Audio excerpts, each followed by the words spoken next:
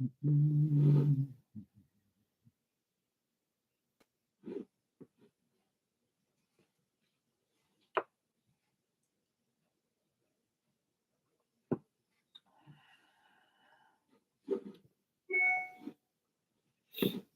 I know I'm live.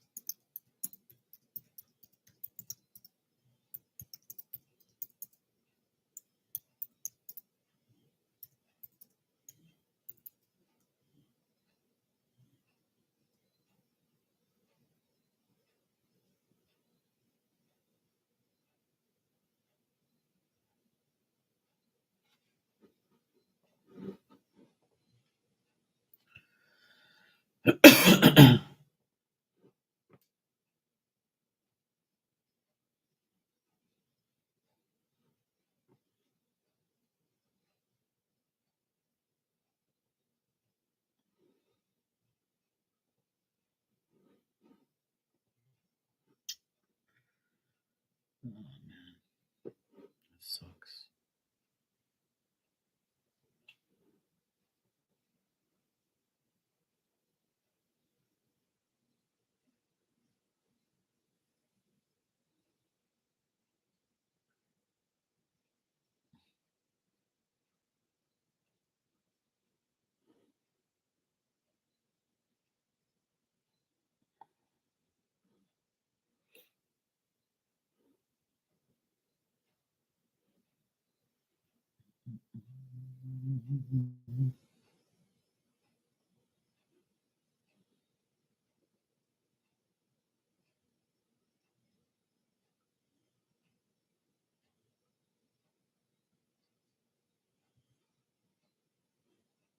Sucks.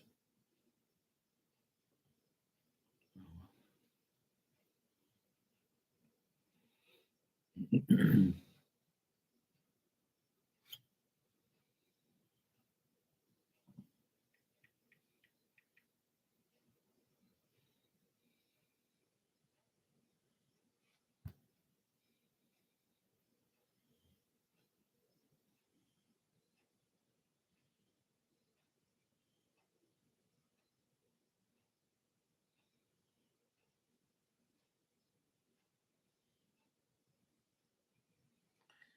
Yo, yo, yo, what's up, Shakima? How you been?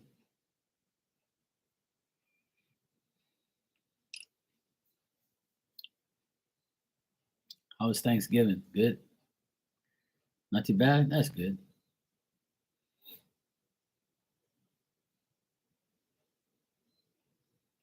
Good, good. Just tired. Had a long weekend. Had a long week, but I'm all right. I'm here. All is good. Just had some lobster, so I'm all right. Some birthday cake from my sister. So my mom the week before. Oh, nice. How's mom? She's okay? Yeah, it was yummy. It was my sister's. Hey, how you doing? Hungry now? What's up, bro? Lobster. I had lobster today because my sister's birthday was on Thursday, but she was working the whole weekend. So because of Black Friday and all that stuff. So we finally got to have dinner today. So I bought her a lobster and made it and cooked it for her for her birthday. So we celebrated, the dinner today. I'm doing good. She's doing well.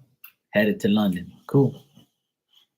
If you hear noises in the background, that's the culprit right here. She's snoring and making all sorts of noise over here. It's not me. Yeah, it was a good time. It was great. We had lobster, some stuffing, and vegetables.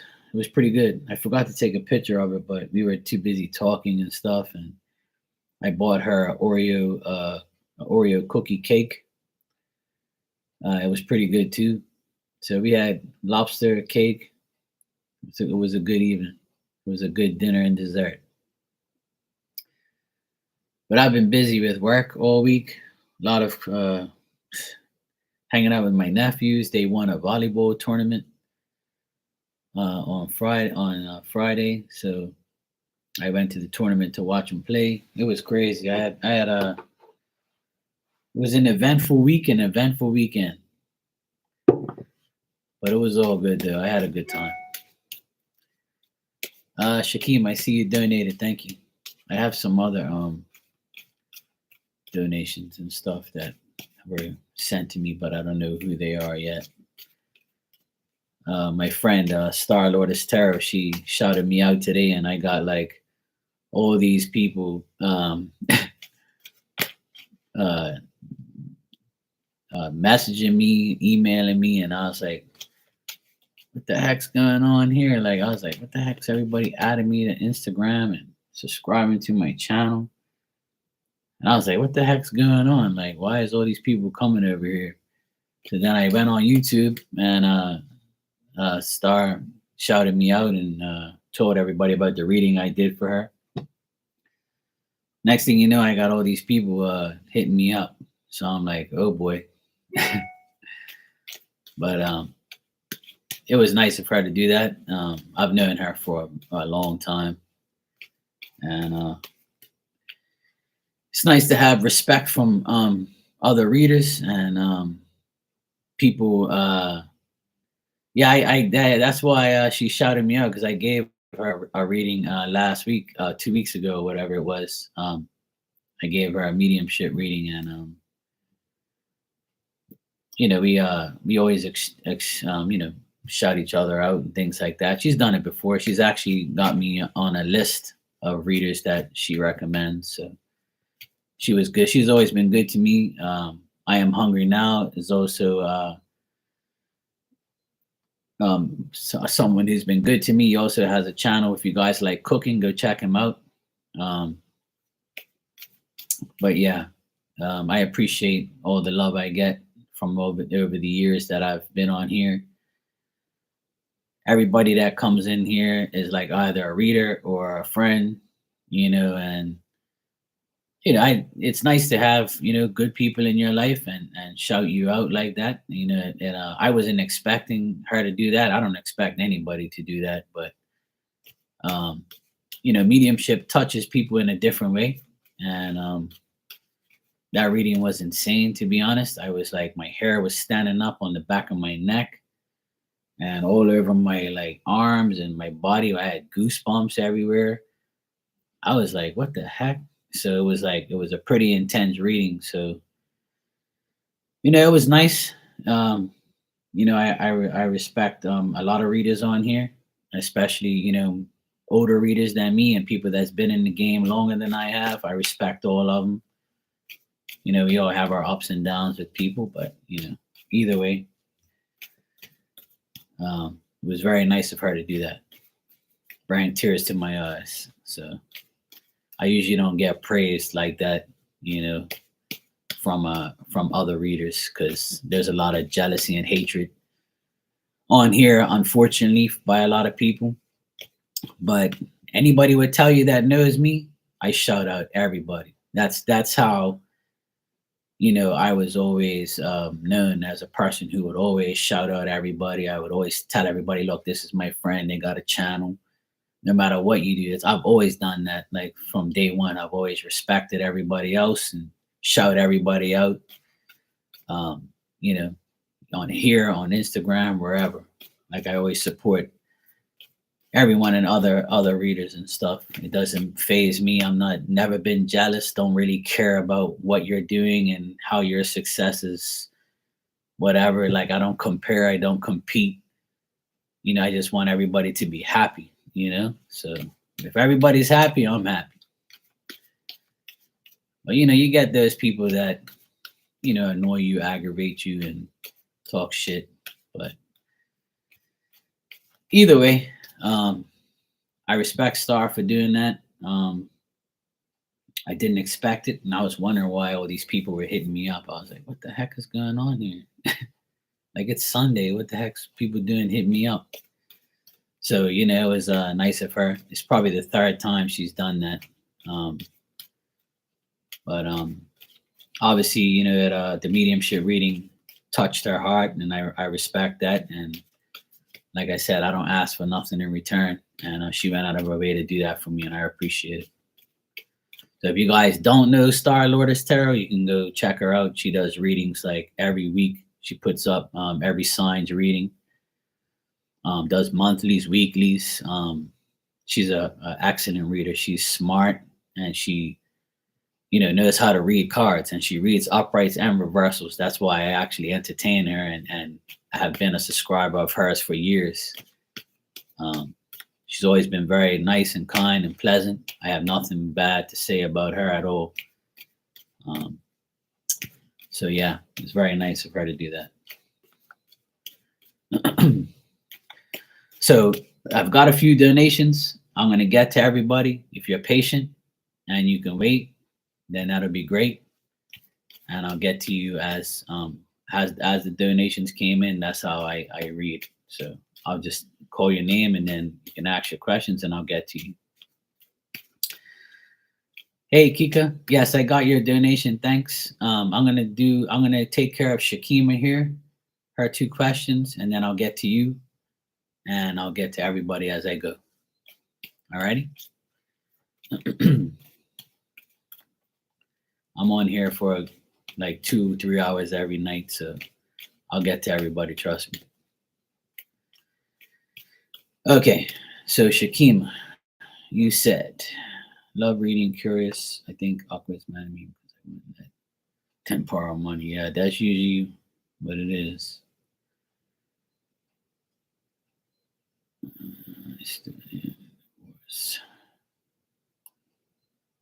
Yeah. Well, don't lend money if you want it back.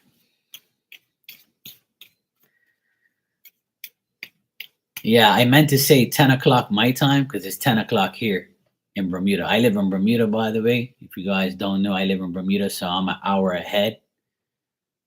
But yeah, it's 10 my time. I meant to say 10 p.m. I meant to say 11 Eastern or whatever, or 9 Eastern, I meant to say. So yeah, it's 10 o'clock here now. That's what I meant to write. But yeah. So yeah, it's 10 o'clock here. So I meant to say 9 Eastern. But yeah. Because if I would have told you 10 o'clock my time, you'd be like, where the heck you live? So yeah, I live in Bermuda, so it's an hour ahead of the East Coast. All right.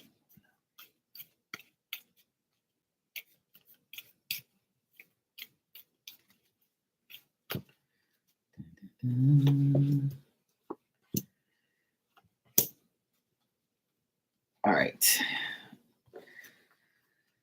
So what I get here, Shakima, as far as love overall, you're dealing with somebody who like has who was in a bad marriage, is now divorced.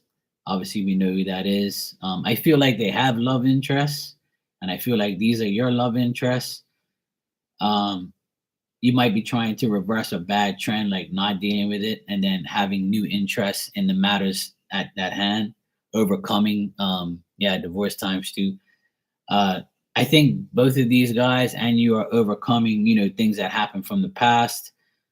I feel like the Aqua is and the Gemini. I feel like both of them are trying to be in solitude and trying like to go on like a retreat and seclude themselves temporarily and try and get their shit together. And I feel like they're going to. I feel like they're mentally they're drained. They have too much on their plate, not enough time for you, not enough time for themselves, their family, whatever the case may be. And they're not going to make the necessary effort that you want. They're not going to put in that serious effort to be in a relationship with you or try to be. They're too preoccupied with their ego. They'll tell you one thing and say another.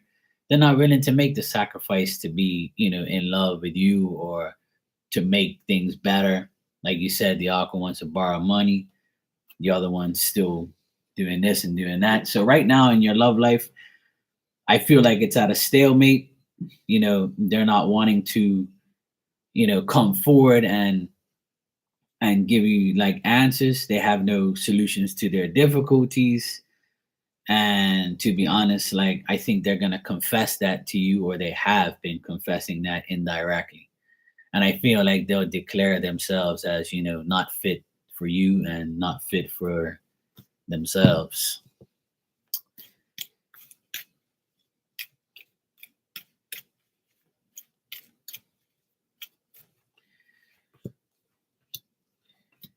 I still feel like just being home and being like I feel like they'll always offer a romantic gesture, or they'll always offer sex related situations or things. I'm sure that's always going to be offered. Um, but I know that, obviously after that, it'll be like the same shit, different day. They'll be inactive, they'll go missing. As long as they get what they want, they'll go missing afterwards. Um, but no new love I see here, nothing new, nobody new. I do get you here reversed, Virgo reversed. So, I feel like you are also going to take your advice and not get the inconsistent advice that you've been telling yourself or been getting from them or others. Try not to argue with these people or whatever, but I feel like your most tranquil place to be is home, you know? Yeah, and I feel like you'll get that, but they're not going to be consistent. They'll still like, up and down and telling you this and telling you that. And I feel like they need to get over what they're dealing with first in order to get better. That's the main thing. I feel like they need to get over what they need to get over and then move on from there. That's the issue. And there's going to be a lot of delays and arguments that they're having and so forth, and things like that.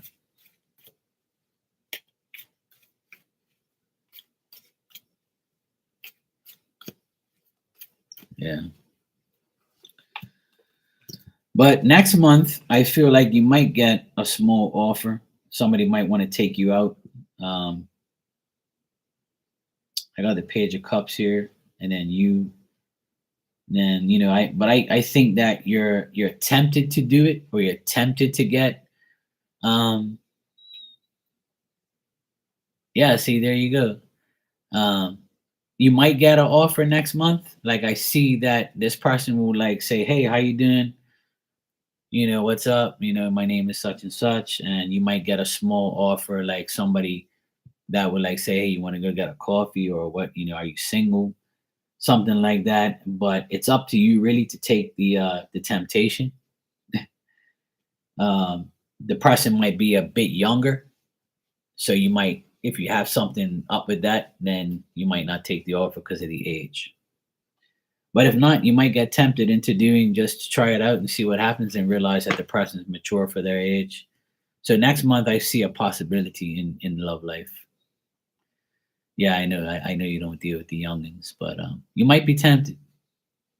This person might tempt you to take the lunge and at least go for a coffee. But don't be surprised if you get an offer next month, for a date by a younger person.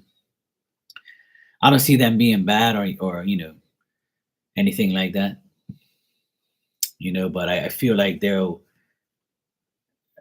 meet them and like you'll be tempted to say yeah, and then you'll be like, well, all right, fuck it, let's just do a coffee. It's not like I'm gonna be with this person. But you might be tempted to do so and find out that they're actually mature for their age. So you'll probably like, entertain it, you know what I mean? So like that could be it. Yeah. I got like the page of cups, then I got the king of cups. So like the person is young but mature. That's how I see it. Any spirit messages? All right. Um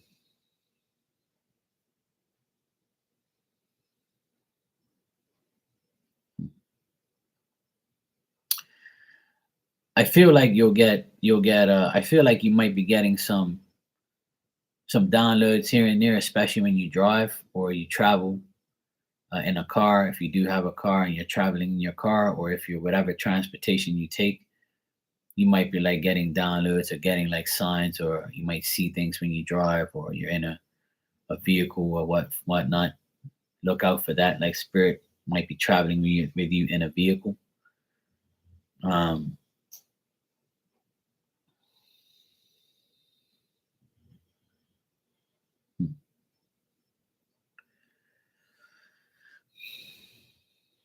I'm getting that. Obviously your dad always comes to me majority of the time. Um,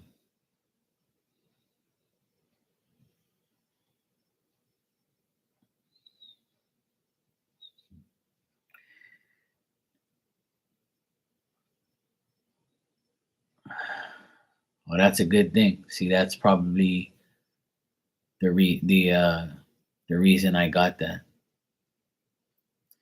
Yeah, that's what they're saying. They were on a drive with you and they put in a lot of effort um to make it happen, also like he's saying that like whatever you're thinking as far as like, being involved with the people you're getting involved with, he's like, come on, you can do better. You can reverse this trend of bullshit and guys who don't give a shit about you. Um he's also saying like, use your thinking, whatever ideas you have, don't let them dissipate, and just like make sure you go through with the ideas you really have. So whatever ideas you have, whatever you've been thinking of, go for it instead of not go for it. Um like don't be rebellious. Don't go against what you're thinking and what your intuition tells you. Like they're saying, make sure think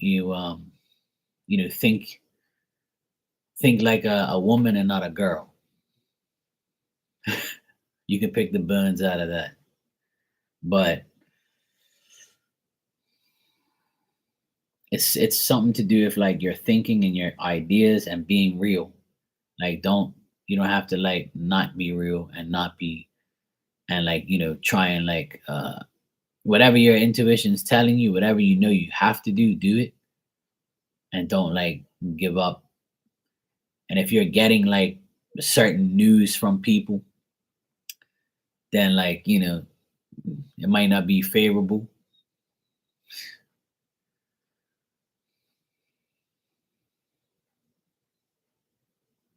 Yeah, like what basically I'm getting is like you have to have like a new interest in, like, make all your interests in people new. Like go about it in a different way. Go about it in a new way. Find someone new. Like stop dealing with the same past people. Look for new interests. Look for things that interest you instead of like always trying to save somebody or trying to help somebody or having them as a convenience. I would say, you know. Um, your dad's saying he knows you can do it. It's gonna be the DoorDash guy. Yeah, why not? Yeah, yeah. Don't you don't have to do that. That's for little girls, not for women. Um, but he's saying that like you have to put in a lot of effort. You can't just sit there and wait for it. So when you do get a chance for someone new, they're saying go for it. Like use your head. Yeah, exactly. Yeah.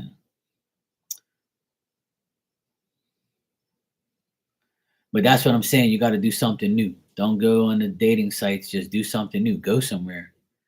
Like get in your car and just like go to a park or something, or go somewhere like where you've never been, or do something new. He's saying that you got to go. You got to do new things, new interests, new things, new ideas. Try something new. But like I said, I do get like that other person, the new person, the younger person coming in.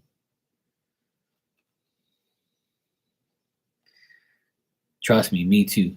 Everybody says, "Oh, you got to put yourself out there, Mark." I'm like, "No, I don't, because I don't want nobody right now. And if I do, then they're lucky to even get my attention to get me out of the house." But I do feel like the next new person that comes in is someone who might be a little younger, or someone who is going to offer you, take you out somewhere, or just like, "Hey, what? Can we do something or whatever? Or can I get your name or whatever?" And then it goes from there. But I feel like your dad is saying like you got to get away from the old in order to bring in the new. And if he told you when you were younger to not be rebellious and to not go against your intuition and to make sure you use your common sense, then that's what he wants you to do. I feel like something he said to you when you were younger has to stick with you now. Yeah, I'm sure we all do. You know, we all wish that. But whether or not that happens is up to us to make the effort too. Sometimes just speaking to someone makes it all unfold. So yeah, right. See, yeah, I'm always the man too. You're welcome, Shakima. But I saw your dad in the same place I always see him. He's in that classroom all the time, or in his office or something. If he had an office, he's in this like this small room, and like I can see him on the desk again. He's always sitting at a desk, and he's always wearing navy blue. Every time I see him.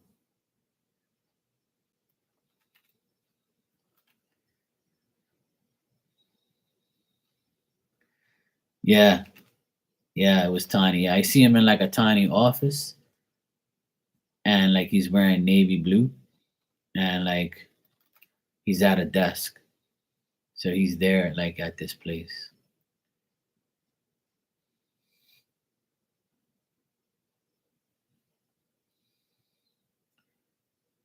He says it's quiet there. He likes it there. Oh boy. Every time I see him, he's always at a desk. He's something else.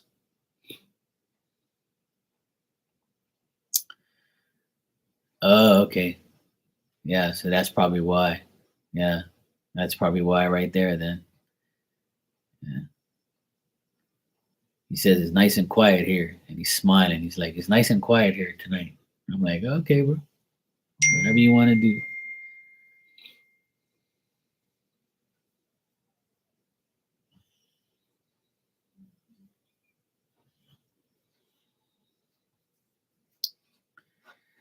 Okay.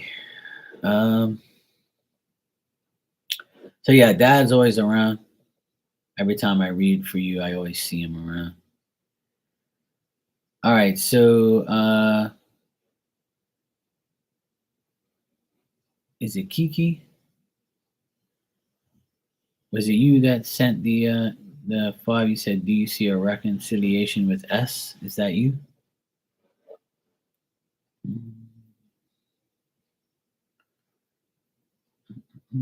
Yeah, your question was about S. Yeah, okay. And it's Kika. Sorry, Kika. Yes, Kika. I thought it was Kiki. Sorry, my bad. I don't want to butcher nobody's name. Kika. All right. So you want to know if there's going to be a reconciliation with S. All right, let's check. All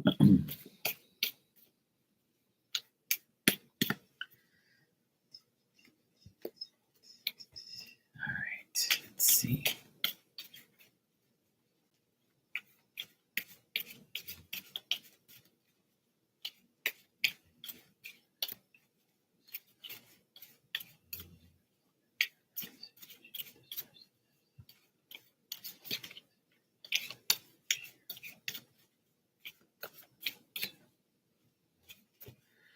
All right.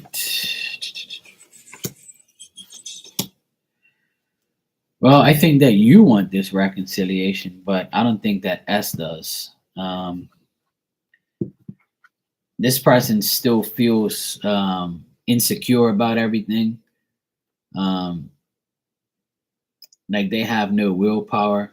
They're like they imagine things and they want things to happen. But they I think that, like I said, I think that you want the reconciliation, but this person is not willing to reconcile because they they're insecure and they feel like they're too weak and they feel like they don't have what it takes to be with you. If they've let you down when they were with you, then they probably feel like they can't do anything better than what they did already. Um, I feel like this person might have issues at their job or and just have like things might be kind of they might also have someone like a daughter or a son or a child that they're dealing with and they have to deal with them, or they have somebody from their past that has given them bad news, so that's why they don't want to reconcile. And this is like from now to the end of the year, I feel like they're not going to try to reconcile because of that. I also feel like this person has like debts to pay. They got money issues. They're very selfish. They might be a person that gets jealous when they see you talk to somebody else. Um, so I don't see the reconciliation actually happening. I don't see that. And it's more because of them. It's more because of them, not you. I feel like you want it and you have what it takes. I feel like you're willing to help this person and take them back and do what you have to do to have them. But I think that they're like, no, I'm not gonna put, you know, you through that. So I think that their insecurities are not going to allow them to come back and reconcile. You know what I mean? So from now to the end of the year, it doesn't look like it's gonna happen.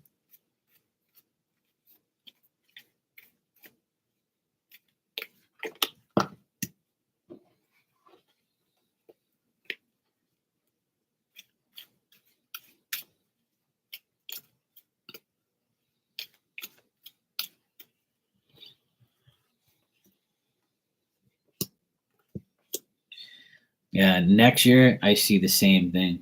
It's like I feel like this person is totally working on themselves and getting themselves to a better place, but they know that they're a bad partner and they know they're not going to be a good partner to you.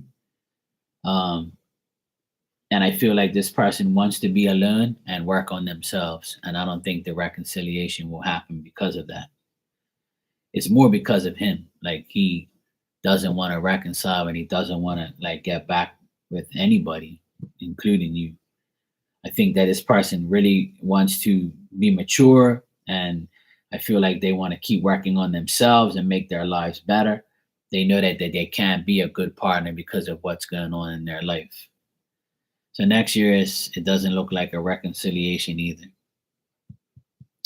I feel like this person is very distracted, confused, lonely, like they're alienated themselves from everybody. I think that they don't want to deal with anybody. They just want peace, and they don't want to, deal with anybody. They just want to go to work, make money, try and better their life, trying to make things better for themselves. They want to get better 100%. They don't want a relationship. So even if they don't reconcile with you, I don't see them being with anybody else. So that's what I got.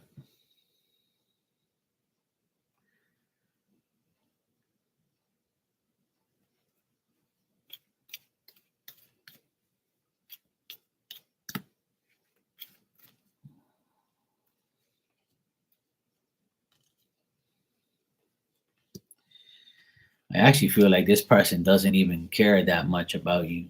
Like they're trying to get over you because of what happened in the past. They're trying to get over you and get over everything that happened. Hey, Age of Aquarius, how you doing? Hey, Santina, how are you, sweetheart? How you guys doing? You had a good weekend? So yeah, Kika, sorry about that, but I don't get anything concrete there. Even like towards you, I feel like this person is like they know that you don't trust them. They know that you doubt them. They know that they're not going to be, active and be the person that you want them to be. So if that's the case, then it's probably not going to happen. It's more to do with them. I'm doing good. Yes, Aquarius, I saw that and bring tears to my eyes. I respect her for that. It was very nice of her. She didn't have to do that. But yeah, it was very nice of her to do. It's not the first time she shouted me out, so I appreciate her for always, you know, shouting me out and letting people know about me. That's nice of her. I was wondering what was going on because I was getting hit up. Man, I was like, what the heck's going on here? Oh, okay, cool. Yeah, it was definitely a surprise. I was actually, home doing work and doing some stuff, and then I was getting all these pings on my phone. I'm like, why the heck am I getting subscribers, and why the heck are these people hitting me up? Like, who are these people? Like, what the heck's going on? So I had to log on and check. And I saw that she did the video, and I was like, oh, no wonder. So yeah, it was very nice of her.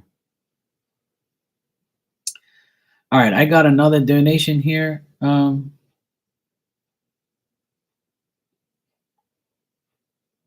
someone, Leanne. If you're here, you can go. Your question. I got your question here.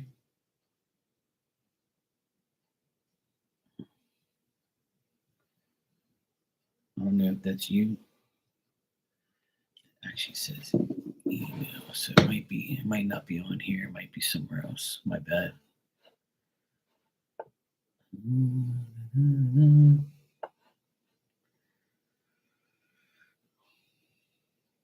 But yeah, I had a great week, a long weekend.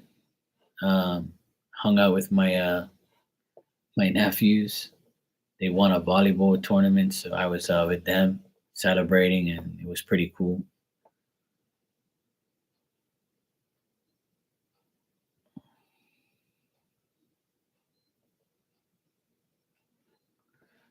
Okay, so I guess it's not that then. All right, cool. All right. Yeah, it was definitely a surprise. I didn't expect her to shout me out like that. Um, but her reading was very intense when I did it for her. Anybody that was here and saw that was like, holy shit. But it happens sometimes. When I do mediumship, um, Sometimes it's very intense, sometimes it's not. Sometimes, it's hard to get the spirit, and sometimes it's very, very easy. But otherwise, that it was great.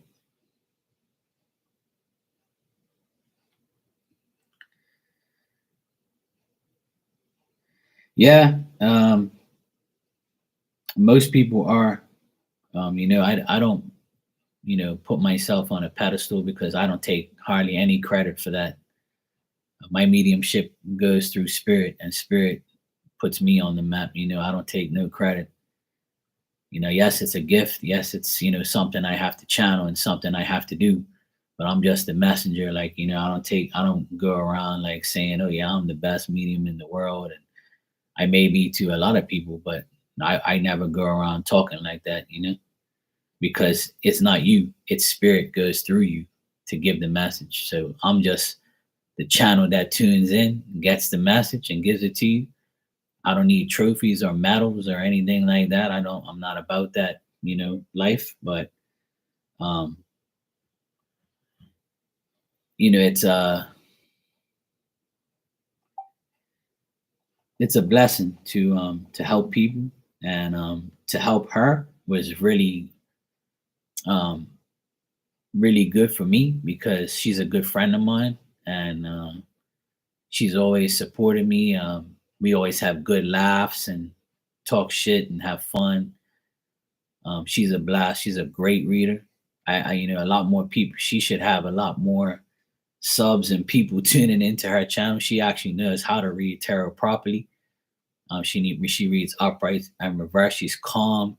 I've got nothing but good things to say about her. So, and the reason why Spirit came by, the reason why her brother came through so strong was because the bond I have with her, the bond I have with her was is strong. I've known her for years. So her brother trusted me to give her that message.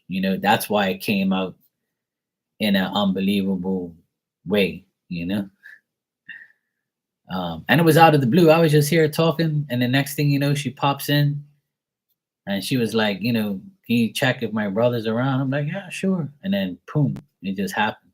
That's how it usually happens. There's a lot of people that know me for mediumship, and they get blown away by how the heck it even happens. And I'm used to it now. When I first did it, it affected me a lot because I had to like figure out how am I going to do this without destroying my body or my mind or and everything else. But otherwise, that um, I'm used to it now. It's a part of my life. I accepted it, and you know, uh, it was a blessing to do.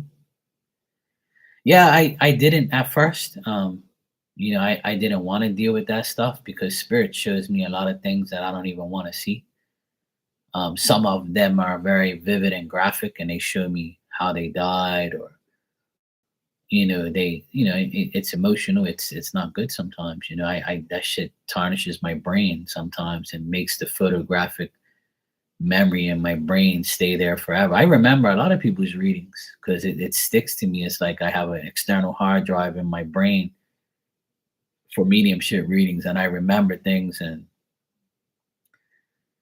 and they come through. But spirit's only gonna go to you if you're a medium. Spirit's only gonna give you the message if they trust you to give the message. Because if you're doing it for money, fame, and for recognition, they're gonna be like, "Fuck you," I'm not giving you shit because you don't deserve it. Because all you want is praise and money and everything else. So that's why I don't do that. Because they'll humble you real quick. They'll be like, "Oh, really? Want to use your gift for no good reasons? Okay, well, we're gonna start giving you the wrong information." And that's why a lot of readers and a lot of mediums don't last because they let it consume them. They let money dictate what their gift is. Then they lose it. A lot of people don't understand that, but they eventually find out. They eventually find out, and then it's too late. And I tell people, when you do this type of work, you gotta be humble. You have to understand it's not you. It is not you. It's not you. It's spirit going through you. So be grateful that they actually entertain you. I got a donation just now from someone, Amber. If you're here, let me know and I'll answer your question. And thank you for the donation. I appreciate it. Hi, Amber. How you doing? Your question is, will I be moving to a new home next year? All right, let's check. Good. Glad you're doing good.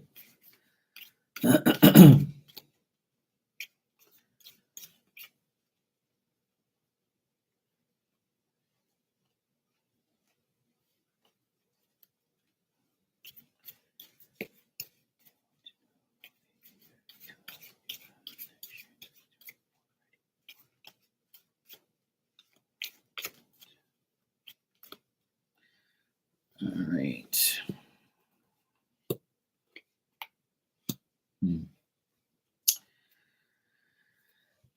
All right.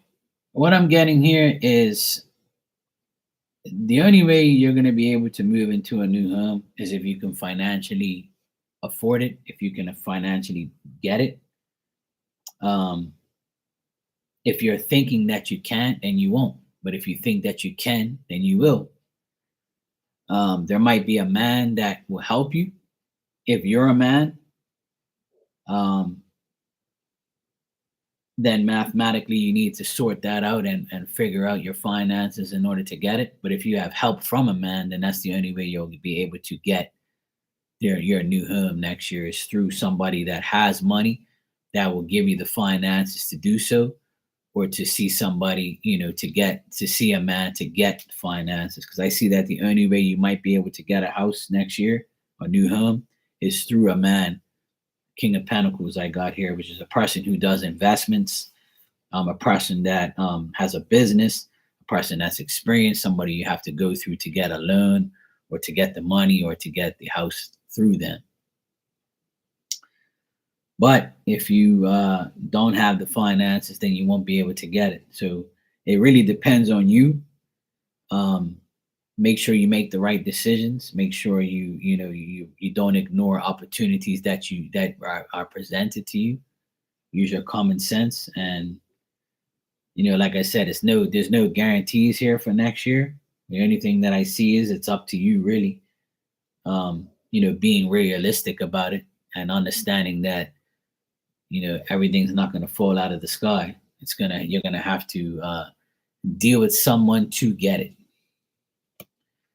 So for instance, like, if you do want this house, you have to be willing to give up things and willing to give up yourself and pay your have see like people have credit scores and credit this and all that. If you have credit that has to be dealt with, you have to deal with that too. So it really all depends on you and the help you're going to get from someone.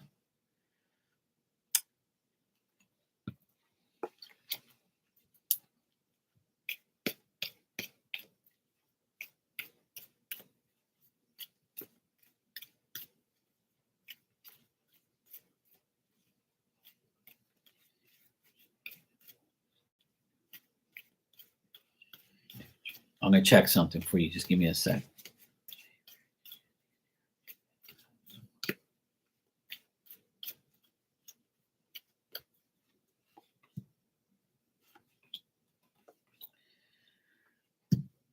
So from January to June, it's possible you can get this house, but make sure, like, if I don't know, I don't know if you're going to go to a real estate agent to get the house, or if you already have the house in mind that you want. But if you, for instance, if you go to a real estate agent, right, make sure you know exactly what you're getting into, because somebody might sell you a house and then you might be like mad because you have to spend all this money to fix it. So make sure you go there with this person or with a person that knows about houses. Like, for instance, I have my own business and I do, home maintenance and I do everything about home. So people will ask me sometimes, hey, look, I want to buy this house, Mark. I want you to check it to see if it's worth the money that I'm going to pay for it. Check the electrical, check the plumbing, see if it's worth me getting the house. And if I do have to like renovate it, I don't want to spend more than, 20, $30,000. So I see that that might be the issue. So if you're fine in finances, then make sure that when you buy this house, you're not buying it from somebody that's trying to sell you a lemon and trying to sell you a shitty ass house that looks good on the inside, but not really. It's covered with blemish. The blemishes are covered, so that can be what it is as well. So, but the hard ass is my husband. Oh well, then there you go. That's why I got a guy. It's up to the guy to. It's up to this man to make this happen. So that makes more sense now. Now that I know that.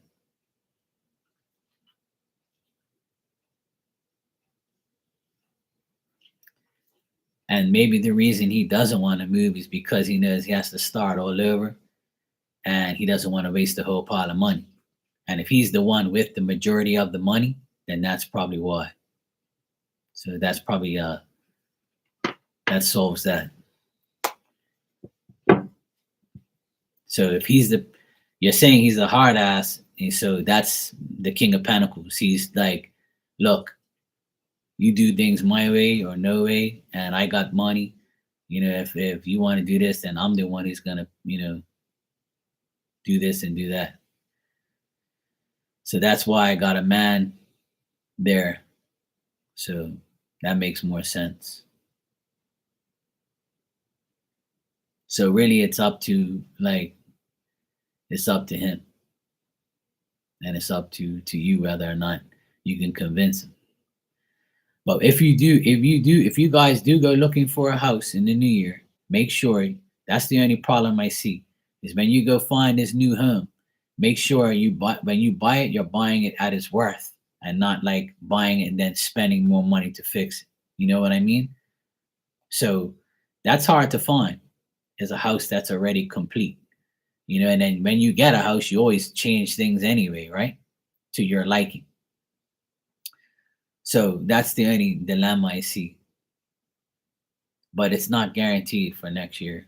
I just don't get a yes that you will move because of the man. So that's why I said what I said. You're going to need a man in order to move. So that makes sense. So if he doesn't want to move, then it might not happen. I'll give you advice though. You want to know my advice? I'll tell you my advice. Make sure when you go looking for a house, make sure the house is more his liking than yours. So that way he'll move. You know what I mean? Just say, hey honey, look, it's got a nice room here. You can do this in this room, you can do that. If you like sports, just say, hey, look, your little man cave over here. If he doesn't, then you like, hey, this and that. Make it something where you go looking for the house and try and find something that will benefit both of you, but benefit more him so you can get his hard ass to move. That's my advice. Hey Ninja, how you doing? You see what I mean? So that's the only advice I can give you. But otherwise, it's all up to him, really. That's why I got the King of Pentacles there, a man who is he's got to make the final decision. You're welcome. That's my advice. And always find something better than what you have, obviously. Okay. Let me see. I'm good. I had a good day. I had lunch with my mom and dad. They're doing good. My dad feels much better, thank God. He actually ate a good bit of food. My dad hasn't had appetite lately. I've been worried about him, but he was really good today. He went to church. Um, he sat right next to me at the table at lunchtime and ate a good bit of food. He's doing good now, so I'm happy that he's doing all right. I was worried about him for a bit. I'm always worried about him, but because he's a pain in the ass. But he's all right now, thank God. It's bad enough I have to deal with him all the time. Um, okay, next I have what the heck happened here? Next I have Age of Aquarius. Thank you for the donation. You can go ahead and ask your question when you're ready. Thanks. Okay. Hey, sweetheart, how you doing? How's things? You good? Yeah, Santina. I'm glad he's doing better. Um, Santina, you're next after Age of Aquarius. So I have Age of Aquarius next, and then you.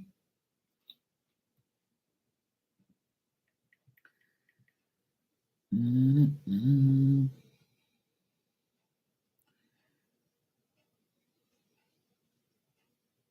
Okay, yeah, I got it the right order.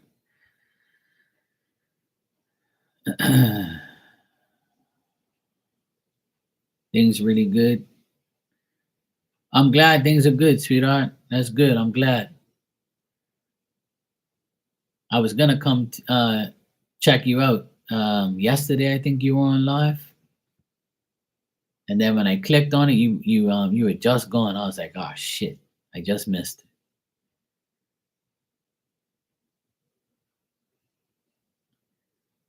it. You guys check out my friend Trudy Divine Tarot, Amy. She's a great reader. I've gotten readings from her. She's hilarious, and she does all sorts of readings. So don't be shy. You know, any type of sexual things. If you need help with, she will help you out. Between her and I, we can help you with those things. Don't be shy. You know. Yeah, she's usually on every day, pretty much. She does tons of stuff, questions, readings. Yeah, we spill the tea. She spills a lot of tea, more than me. I thought I was, I thought I was like, going crazy, with the sex talk, but she kind of beats me in that area. That's why we get along. Yes, check her out. Trudy Divine Tarot. Her name's Amy. She's a great reader. She has different like cards and all sorts of decks and stuff. She gives you like all these different types of readings. Like all about if you're like looking for love stuff, yeah, she's your person. She does spirit message. She does all sorts of stuff. Just go check her out, for crying out loud. Absolutely. I appreciate you commenting on Star's page and shouting me out there. I appreciate you doing that. I thank all of you guys all the time for everything you do. You guys, putting me on a pedestal. I appreciate it. But it's all good. I show the same love back. Anybody who knows me, I do the same thing. I always shout out everybody and help everybody and go in their rooms and talk shit and have fun. Okay, Age of a Crash. You said I'm having coffee with Maurizio tomorrow. The guy you told me from my past that I reconnected with. You said he was looking for something serious, but didn't know how I felt. How will it go tomorrow? Oh, okay. Yeah, I've been. You know what? I've been doing that since day one. Anybody can go back to my original videos from 4 years ago. Every single day that I was on live, I shouted everybody out, and I actually made like my moderate, like the few moderators I had were all readers. Like you know. And like I said, I've always been friends with a lot of readers, and I'm their moderators, and we used to always like mod for each other, help each other. It was no jealousy, no disrespect, just all love and all like trying to help each other because everybody's different. Every reader can connect with you in a different way that someone else can. I'm not better than anybody else. I'm different, yes, and so are you. So you can tap into things differently than I can, and I can tap into different things that you can. I can see what other people can, and you can too. So it doesn't matter. Like, we all can use each other and help each other if we allow it to happen. You know what I mean? So whenever, if I'm not around, someone else can be around that you connect to. And that's the way it should be. And you should never be hating on somebody if you see the same person in your room. No client belongs to you. We all belong to each other. We all should help each other. And the one thing that I had issues with was when people used to say, "Oh, I saw my client in your room. They like you more than me now. You're better than." And I'm like, "Look, look, look. You sent the person to me, so that's your fault. You shouldn't have sent it to me. If you're gonna be jealous and you're gonna be envious, okay? It's that simple. We don't belong to nobody's your client. I've been in tons of people's rooms. I'm everybody's damn client. I'm everybody's reader. There's no select. You don't own nobody. So remember that in the future. That if you're a reader and you see somebody else in somebody else's room, who gives a shit? There should be no conflict with that. People have a choice and free will to go wherever they want and to get as much information as they want and to make as much connections with they want. That's the biggest downfall of readers is they always worry about what everybody else is doing. Do what you do. You attract who you are going to connect with, and that's it. It's simple as that. That's my advice to everybody. Don't disrespect other people because you see somebody else in their room. Everybody that comes in here came from somebody else. So you don't belong to me, and I don't belong to you. We're supposed to help each other. It's not a competition, it's a mission to help each other. You know? Exactly. You know? But that's what used to happen to me in the beginning. People used to think that I'm coming in your room to get like, shouted out or something or to come get your clients. Like, are you serious right now? So if I don't show up, you're gonna say I never come in your room. And then when I come in your room, people say, "Oh yeah, I saw Mark. Oh yes, you told me this, you told me that." Okay, cool, whatever. That ain't my fault. I'm not typing what that person's typing. you know. Yeah, and I appreciate that. But I don't. One thing about me, I'm humble. I don't go around, sticking my chest out there because I'm not supposed to. Nobody is. If you're a reader, you should be thankful that spirit helps you get the message across. It's not you, it's spirit that goes through you. When you shuffle cards, spirit's going to give you the right answer if you're doing the right thing. If you're a medium, you're going to get the right messages through you for that person. You are just a channel. You ain't nobody without spirit. But spirit is everything without you. They don't need you. They'll just get the message across another way, another source. You're just one of 1 billion. You're one of billions of people that they can go through. So don't ever think that you're special and you're better than everybody else. And that's not no way to think if you're a psychic and a medium. You're lucky to have messages channeled through you to give to people who need it. You're lucky. And you're gifted. And you should help. You should use that for good things, not bad things. That's my advice.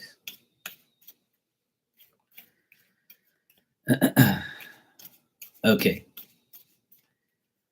Age of Aquarius. Let's see how things are going to go for you tomorrow with Mauricio.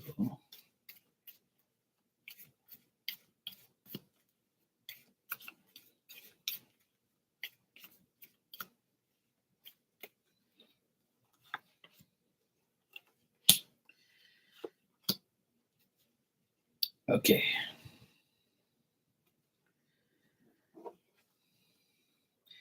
I'm getting like the same thing, Age of Aquarius, with like I think this Mauricio guy is a very mature person. They have a really good personality. They're very bold, courageous, mature.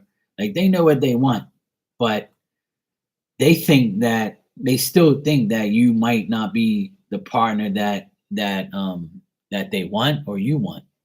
So there's like confusion until I feel like tomorrow is going to be a chance for that person from Maurizio to get to know you more, to see how your vibe is. So if you come across cold, so I'm basically going to tell you this. If you want to be with Mauricio and you want to like be in a relationship with him seriously deep down inside, then keep doing that. Keep wanting that.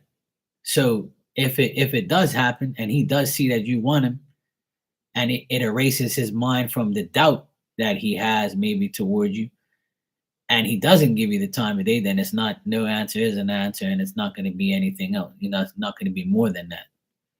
And I also get that he might need time to, adjust to seeing you again, adjust to being with you again. Like let him, take control, and in a good way, and take you to coffee, talk to you, get to, connect with you more and more and things like that. But he still has this uncertainty about whether or not he wants to be in a relationship with you seriously. I feel like he has the courage to do so. I feel like he wants it deep down inside as well. But I also feel like he's tired of being lonely. He's tired of alienating himself from everybody and from people. I think that this is going to be like more of a distraction for him, like trying to get out there and do things and get better, and making sure he doesn't make a mistake. So in the past, if he's made a mistake with you, he's probably going to make sure that he doesn't make that mistake again. But overall, I think that he still feels that there might be some judgment there between you and him, and he might feel like I don't want to lead her on to believe anything because I need time. I need to make sure this is what I need. This is my goal. Make sure I take care of myself in the same time, in the same breath. But I do feel like Maurizio is a good person. They're very considerate and generous, and they're a person who is responsible and will be responsible for their actions and their thoughts and whatever they put. But I feel like this person needs to get things off of their chest. If they did have like a bad partner before, that probably like is still in his mind, and he's still gonna take things slow with you until he gets over that past fear of having this mistake happen again. You know what I mean?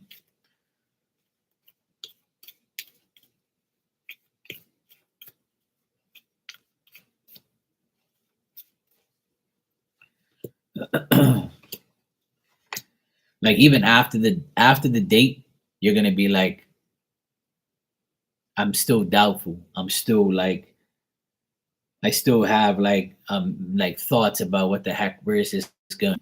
So it's not, nothing's gonna get solved tomorrow. I still feel like he's not gonna make any necessary effort to make things happen. But I feel like he has a lot to talk about. Yeah,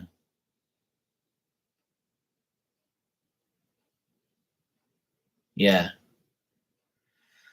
So I think that after the date, you're gonna still feel uncertain about things and uncertain about him. But don't take it personally, because I don't see nothing bad here. I just think that he's the type of person who has a lot on his mind, and he's like he has to be secluded from people, and then when he's ready, he comes and says something to you and wants to hang out with you. But like he's not gonna make a huge sacrifice to like be with you every day and to be all over you and shit like that. Like I don't get that from him. I just think that he's the type of person where he needs to learn things. He needs to learn different ways and methods in order to make himself feel better, because I feel like he doubts himself. But he's a good person, but I just feel like he doubts himself. He's not going to harm you or do anything bad to you or anything like that. But mentally, he's drained. Like, that's why he says life's getting, shorter. you know, and acting aloof. But that's why he's making the small talk, because he doesn't really, he has so much on his mind. And I don't think he's the type of person that would just dump everything on you and say, look, this, and this. And then you're going to be like, oh God, he's here spilling his whole life out here. I don't want to hear this shit, whatever. So I feel like even after this, coffee date, you're still going to be feeling like indecisive, and you're still going to have doubts, and you're going to be uncertain about where this connection's going. But right now, I would say my advice is just to, like, listen to him. If you really like him like that, give him time, you know, and see how he feels. But I don't get that he looks at you in a bad way or anything like that. He just doesn't want to make another mistake.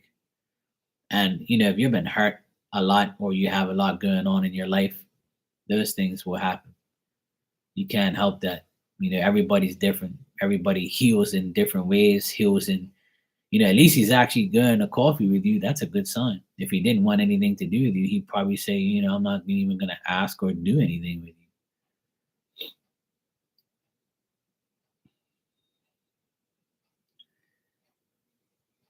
Yeah. Well, that's probably why, that's the only way he can, like, heal himself from what his past was. I don't know what his past was like, but it looks like he went through some difficult times recently, and he's trying to get over it by, expressing himself in different ways. But as far as him wanting like a serious relationship, period, like I don't really see that, you know. I think it's more of like I need to take care of myself, talk to people, feel like, I'm wanted in the world, and see how things go, you know. Life is always gonna get short, time flies, and every day that goes by we're getting close to death. We're getting close to a goal. We're getting close to things that we want. We're getting close to a lot of things. Every day that goes by is closer and closer to the things that are supposed to happen in our lives. We're getting close to everything that we need, want, and don't want. It's life. Yeah, I can see that. Yeah. But he doesn't want to let you down. He doesn't want to like lead you on to believe anything. He just rather like small talk, and he a lot of let me tell you something, a lot of men, take it from me, I know. A lot of men, they don't they have to be super ready in order to put themselves in a relationship situation. So if he's not ready financially, physically, mentally, um those things, any of those things, if he's not ready in a certain category, like men feel like they have to be perfect in order to date a woman, because women have high standards, some men think a lot that women need all these things, and but really they don't, because they never ask. Some women are very simple. They don't need Louis Vuitton shit and flowers and take me on expensive, dates. They just want company and respect and love. But if you don't tell them that, then some of them are just delusional. They don't even know that. Well, I know you're hoping things would move quicker, but I don't see it moving quicker. Like I see him taking his sweet time, you know?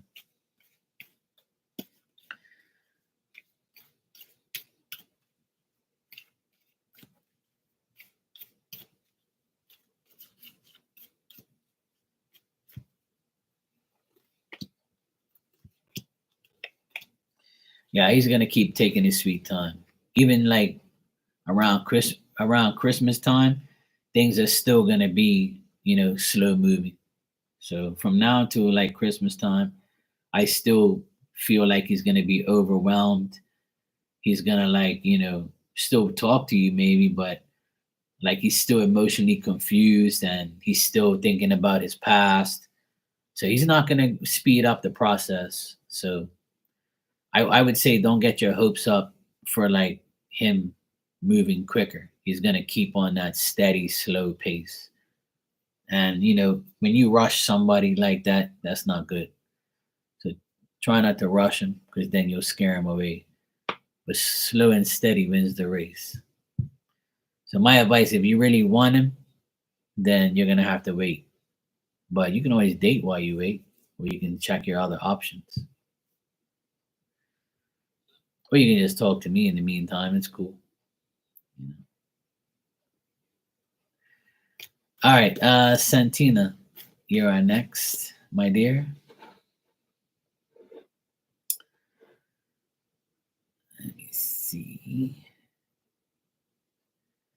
You said what to come for you in 2024. All right, let's check. It's a good question.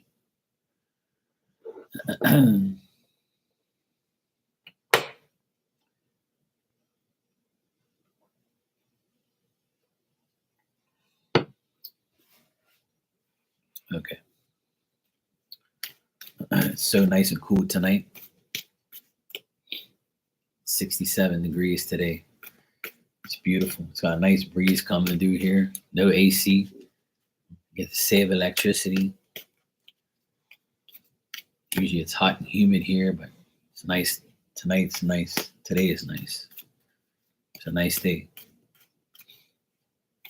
Tomorrow's supposed to be shitty. It's supposed to rain and be windy. Unfortunately. All right, you're here. Good. All right.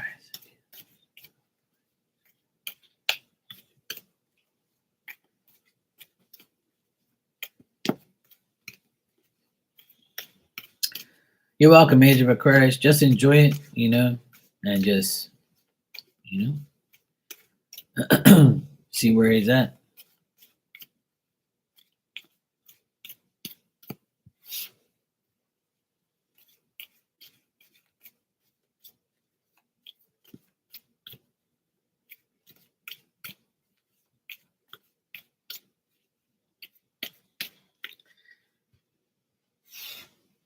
Yeah, sure. I'll be your online boyfriend. It's cool. I'm a lot of people's online boyfriend, so I'll just add you to the list.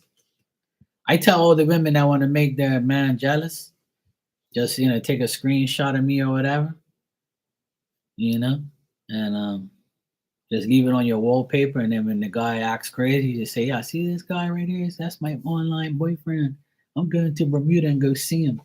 I don't need you." And then they're gonna be like, "No, no, no, you can't go to Bermuda. No, where Bermuda? No, no, fuck that. That's a Bermuda Triangle. You're gonna get lost, woman. You need to stay here with me." All right, I'll take you to dinner. See, that's how you get them. You just make them jealous by showing them me. That's cool. Santina, first thing I got for you was, if you want, I don't know if you have a car or you want a new car, but Spirit's saying that something to do with your car. How long am I going to be on tonight? Probably in for another hour or so, I guess. It's 11 o'clock here, so I'm probably going to stay on until midnight. I'll probably be here for at least another hour, I guess. I don't know. It depends on how many people come in here and need me, I guess. Okay, cool. No problem. I'll wait for you. It's cool. I got you. Santina, something to do with your car is what I'm getting. So if you want to buy you want a car? Okay, yeah. So if you want a car next year, it looks like it's a possibility you might get one, whether it's secondhand or brand new, whatever the case may be. A car is could be something that you get in 2024. That's what Spirit's saying right now. I get a heavy set woman here with short hair, and I see her from time to time. I can't remember who she is, but I think it's your aunt or something like that. She came through and she goes, she wants a car, and I was like, okay. So it's either you want a car, or she travels in your car, or it could be both. So if you want that, she says that she's gonna work on that with you and trying to get that for you. I think work is going to be great for you next year. Work is going to be more in high demand. You might get a better position, a better job if you're looking for one, or your current job might be giving you a promotion, or you're gonna actually um, like put in a lot of effort at work. And if you have been putting in a lot of effort at work, then I feel like work is going to be a lot better for you in 2024. If you like to do apprenticeship, or like you use your hands or anything like that, you'll learn very quickly. You might be offered a job, like to get a better position, go higher up where you are, or just getting more work. Could be that too. Or it depends on what you do. But that is all about your effort. So you might be offered to do more and make more money and stuff like that, or you just might take on a better position or job, or just make more money. um I feel like you're also going to be more compatible to certain things, like having patience, bringing things together, finally, like managing your life, making good choices, being a good influence, having success with other people, with other partners, friends, family, children, whatever. All your combinations, you're going to be able to pour some into somebody else's cup, and they're going to pour some in yours, and you're going to have a full cup at all times. But also you're going to have more balance, and more like bringing things together, having more of a good time, um, with people in general. Another thing I see here is you might be also thinking about your past, a past marriage, a past breakup, a past partner, and saying to yourself, I'm not going to continue this oppression. I'm not going to continue, thinking about this shit, and why it happened, and why it happened, when it happened, and why did this happen, and why me, why me. You're going to think about things like that. You're probably going to like make a comment to yourself and be like, yeah, 7 years ago, this happened to me, and why the fuck did it happen? But anyway, I'm not going to continue these ways. I'm not going to like I'm going to make sure like I don't live like this in my head. Also, the place you live, you might like say to yourself, how am I going to like want to come home and feel like this is home? Like where you live, you might be like, I need to renovate, I need to do something, or I need to move, I need to get the fuck out of here, I need to find a different place. So I want to, I feel like, I have too much memories here, and I need new memories. So these things are all going to go through your head, and in 2024, you're going to be like, do I want to move? Do I want to continue to stay here? Do I want to move in 2025? Do I want to move now? And if you don't move, you're going to try and make changes so you feel like you're coming home to a home. Home is where your heart is, right? Or whatever that saying is. So, like, I feel like when you come home, you might be like, fuck, I live in a rut. I just need to, like, I need to do something. So when I come home, I'm not looking at the same shit. I'm not dealing with the same shit. I'm not, like, always continuing to live my old ways. I need to, like, do something new here. So if that's the case, then you might be dealing with that, in the new year, in the next year. Um, Also, I feel like you're a very mature person. You attain your goals, your needs. You're very bold and courageous, and I feel like you have a good personality, but it's dominant in what you want. What you try to get, or if you're not getting it, you make sure like you let people know that, hey, look, don't fuck around because I do this, I got that. I'm good. I don't need you. I got myself. Things like that. Like you hold up your hands and say, hey, you know, I'm good. I got everything I need. I'm good. I know what I have to do. I know what I'm saying. I know what I'm doing. I have more experience. I know this. I know that. There might be times where you have to like put your foot down and say, "Hey, look, I'm the elder here. I'm the mature one here. I'll do it. I'll take it on." So this is something that you might be doing next year as well, is taking on more responsibility, or just putting your foot down with people and saying, "Hey, look, in my experience, this is this and that is that. So if you're not going to do it, then there's no need to be talking to you anymore." And lastly, what I see here is you could meet somebody, um, as a potential partner, somebody that is your age or a bit older, maybe 2 years older than you. This person is very mature.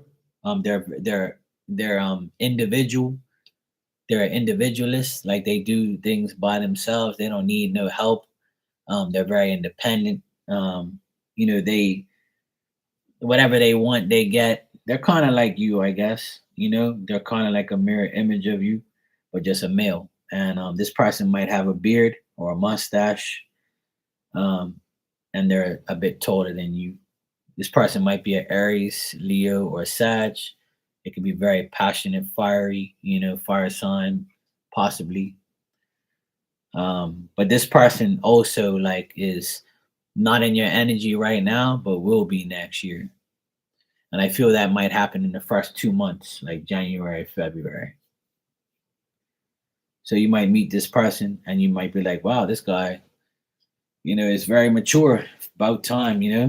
But um, I feel like this person, is getting their life right too and trying to get out of the rut that they're in and trying to make their life better.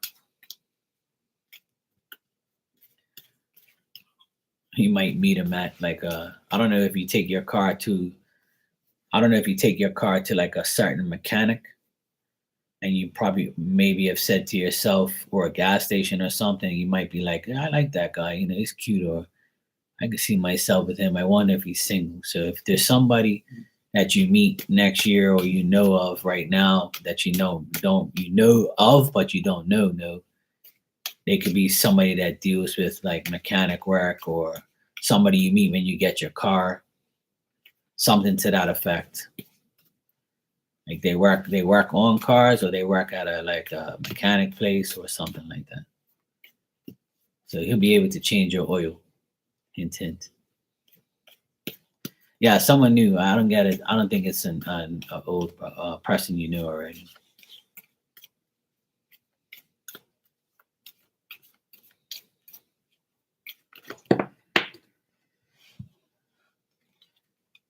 Yeah, the past guys. I think they know what time it is. You're holding up your guard against them, and they are not willing to make any effort. They're not going to offer you anything. So the guys you already know that's still in your life, they're still not going to like offer themselves to you and make a sacrifice to do things for you and be with you 100%.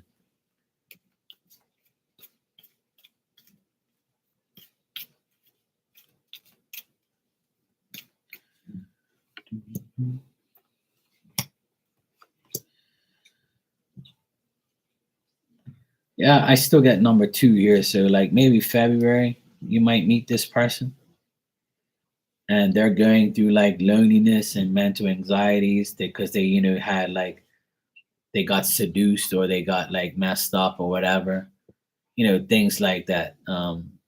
Stuff like that. But at first it'll be difficult, but they're gonna be attracted to you and stuff, and they're really worried about change and yeah. Yeah, the past guys, they're like, no. Hey Vimo, how you doing? We emailed earlier reading. Okay, cool. Yeah, I was wondering if you email me back, but I haven't really checked on here, but I will answer your email question and email you back at some point. Oh, okay, cool. That's you. No problem. Hey Venice, your first time here. Welcome. Good to have you. Hope you're doing great. Yeah, I should be able. Once I get off of here, I'll answer it and email you back. That's fine. Yeah, that's the best thing to do, Santina. You're welcome, sweetheart. Thank you as well. I appreciate it. Um, yeah, definitely hold back against them. They're irrelevant now. Make way for the new guy that's gonna come in. And like I said, in the first 2 months, it looks like you might meet this person, and could be something to do with the car, things like that. Yeah, and your auntie's going like this, like yes, yes, that's it. He's like, yeah, that's it. So yeah, there you go. Your auntie's always around you. She's sitting in a chair all the time. I don't know if this is the one that smokes or whatever, because I always see like smoke around her. Even if she didn't smoke, I feel like she was in an environment of smoke where she was around smoke. Like every time I see her, she's always sitting down um, on a chair and she's up against the wall, and it's like she looks very serious. But she always makes hand gestures. I don't know if she talked with her hands. You know how people are. Hey, did you see this? So she might have been like that, or she might have used her hands. Yes, Star's a great friend of mine. Um, I've known her for over 5 years now, I guess, because I've been on here for four, but I knew her before I got a channel. Always supported her. She's shouted me out before. We did a mediumship live reading on here a couple weeks ago, like she mentioned, and I was also blown away by it as well. Um, Her brother is a wonderful person, and so is she. You know, and her brother came through in spirit. It was a great reading. It was one I would never forget. So I appreciate her doing that for me. That was nice of her. I never expect anything from anyone. You know, I'm just doing what I'm doing. But it was very nice of her to do that. I appreciate her very much.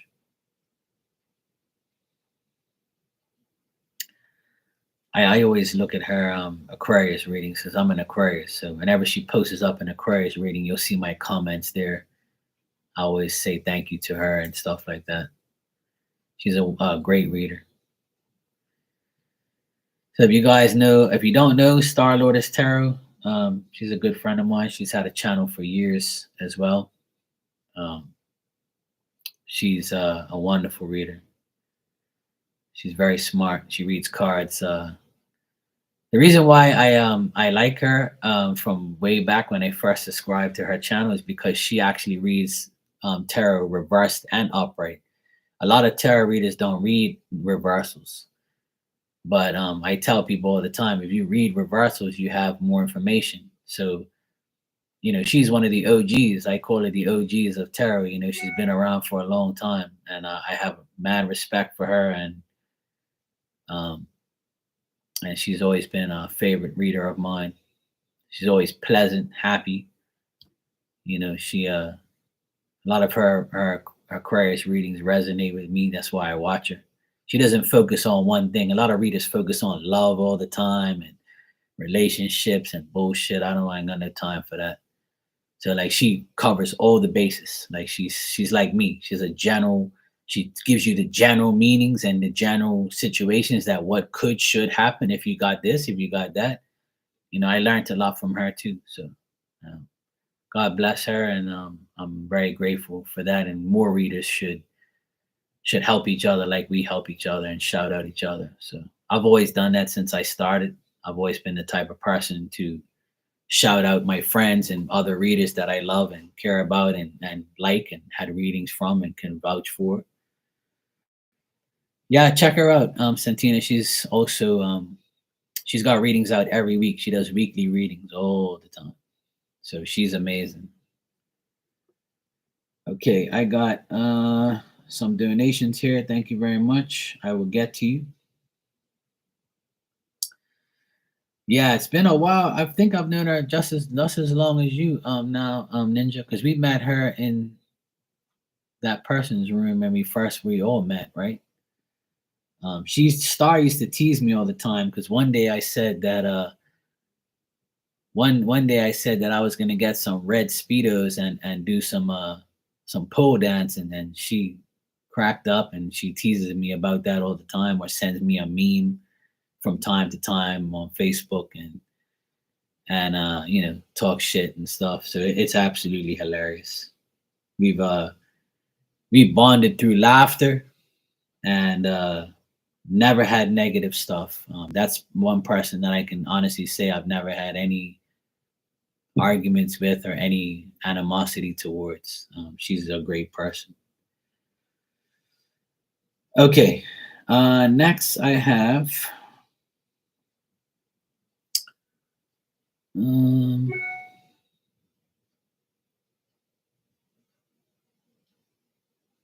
I have Lisa here. So Lisa, if you're here, just let me know and I will answer your question.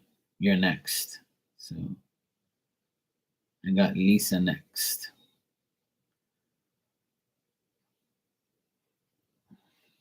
Hey Annie, how you doing? That's okay, sweetheart. I don't need your date of birth, but you are next, I believe, after yeah, that person's room. You're next after Lisa, or if you're Lisa, I'm not sure.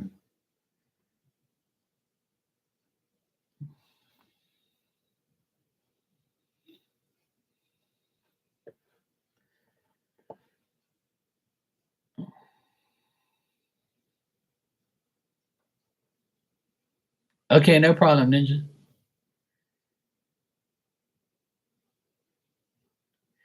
Oh, okay, cool. Yeah, I know she's in Canada. Yeah.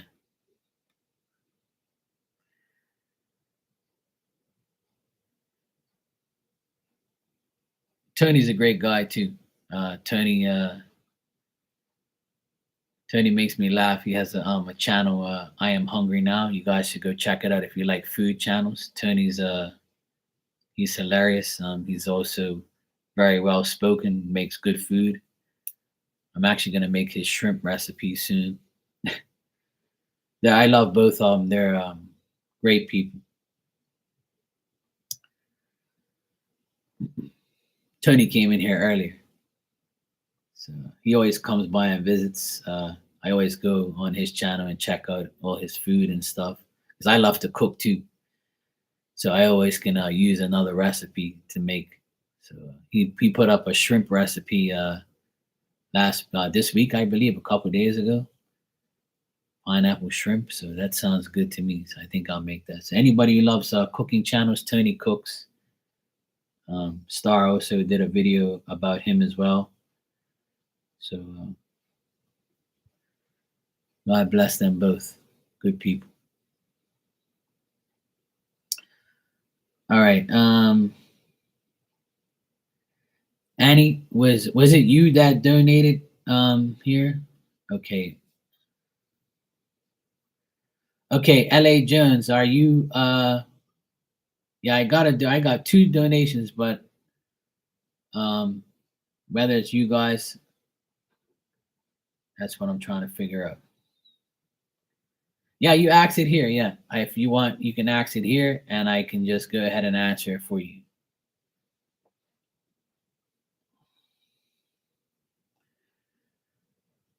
Yeah, I got your one. Okay, I got you. Yeah, you say question and you sent the PayPal. So I got you and you're next. So you're up. You're up now. So if you go ahead and ask your question, I'll answer it for you. It's that simple.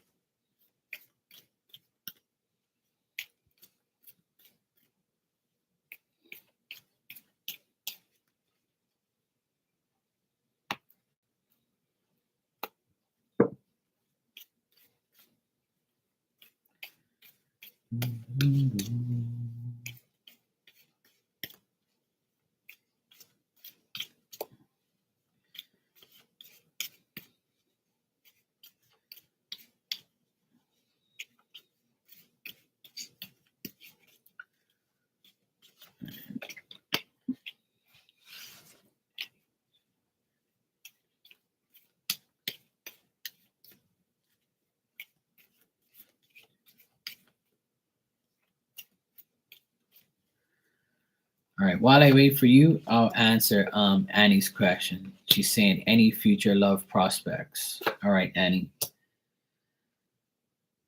As far as any future prospects, yes, there is, but um, the thing is what I'm getting here is the person that's coming into your life. They're a person who they're not the right person, but there's somebody that's coming in, and they might not be the right person at first. They could eventually be, but I see that this person has a bad temper. They're not very honest with themselves, and they could be like someone who comes in, flatters you, talks to you, tries to uh, tell you that they're somebody, and then you end up finding that they're not really the person that they really are. Wherever you work, and you wherever you work, if it's a place where you see a lot of people or you meet a lot of people, especially like a men, then you might meet this guy through work, and he might not be from your country or from your state, and he might be like a person on the outside, like somebody who is a foreigner or something like that, and you meet them, so they're not really sure if they can trust you, so they might not tell you the whole truth right away. They might be scared to tell you things. um, and also this person is looking for someone like you, someone who has security, somebody who wants a family, somebody who wants, you know, to feel the rewards of having a good relationship, you know. So Annie, this can possibly happen. Yes, there is a person that will come into your life, um maybe in the next like 3 weeks. So I would say before the year is out, there could be a person that you meet, and this person is like that, where they're a person who has been through a lot of, you know, shit, and been through a lot of stuff, and they're trying to get themselves together. So they might not be completely honest with you at first, and then they feel like conflicted energy, and they don't think that they can be the right person for you, because you might be a woman that is independent, has a good job, has her finances ready, you know, and has everything she needs. But you're when you start to talk to this person, they might be like, okay, well, you want this, you want that. How the hell am I going to give it to you? So this person might feel, you know, intimidated by you, because you might be too much for him, if that's what you want. You know, if that's like, you know, if you want to help the person, then you can, and then you might fall in love with the person eventually. But at first, it might not seem like it's worth it, but it could be. But I feel like you might meet this person through a work related situation.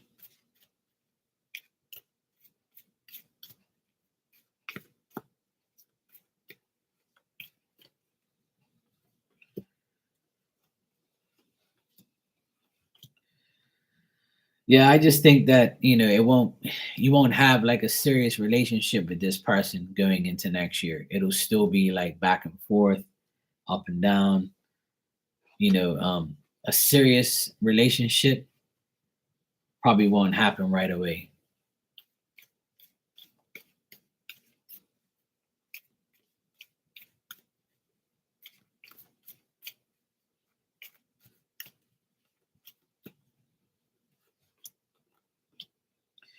So like even the first 6 months of the year, from January to June, I don't see like a serious relationship.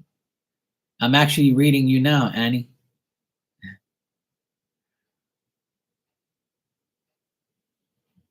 I just read for you just now. I don't know if you can hear me, but I just read for you. I guess you're delayed a bit.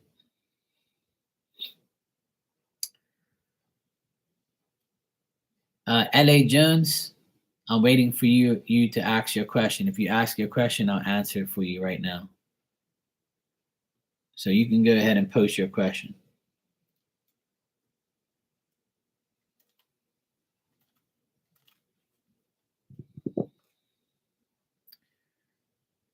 Yeah, I guess she's delayed, but that's okay. It can be like that.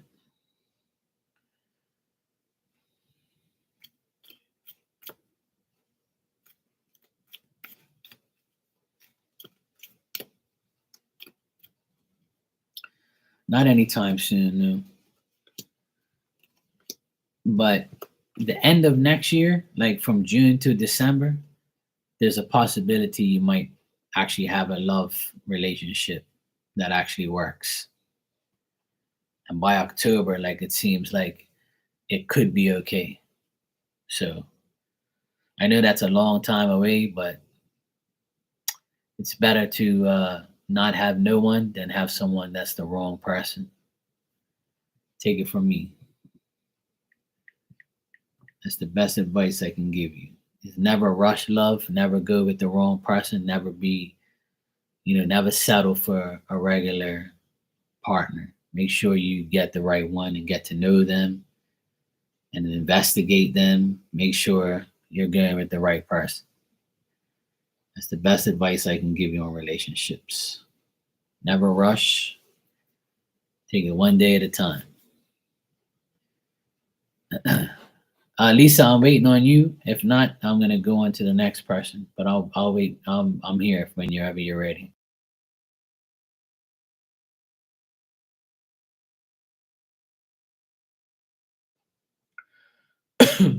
Excuse me.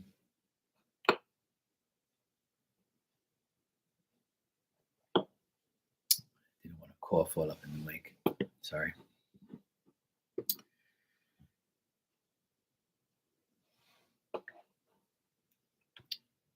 So Lisa, you can ask it here when you're ready.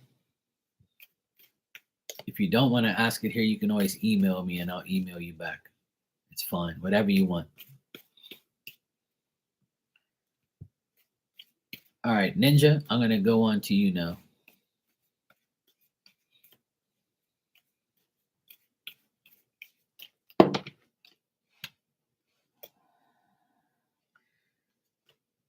Hey Star, how you doing?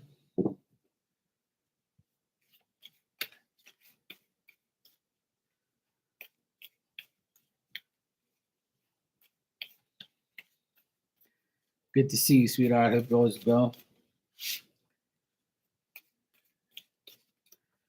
All right, Ninja. I'm great. All is good. Uh, I'm dealing with all the people you sent me.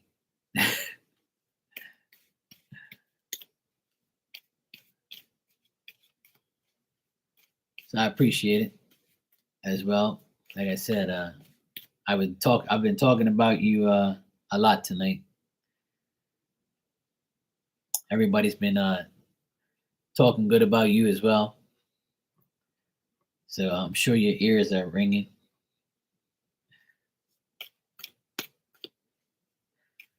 I was telling everybody that one time we were talking about my red speedos and how like I go on the pole and strip tease back in my old life. When I once, I guess, one life I had. So I always tell everybody that's one thing that we used to laugh about a lot.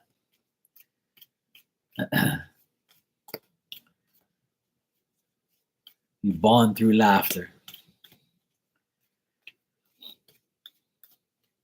All right.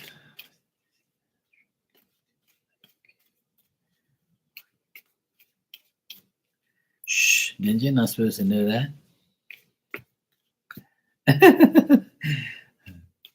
No, I can't do that stuff no more.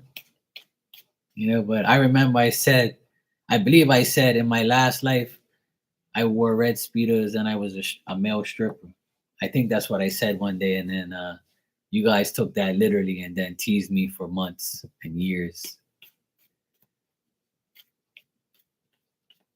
One time, Star sent me a meme on or she sent me a picture of like a lifeguard thing where it says you had to leave at a beach thing, and it said you had to leave the pose behind or something like that. It was the most funniest thing ever. I remember that. I can't remember exactly what it said, but it was related to that.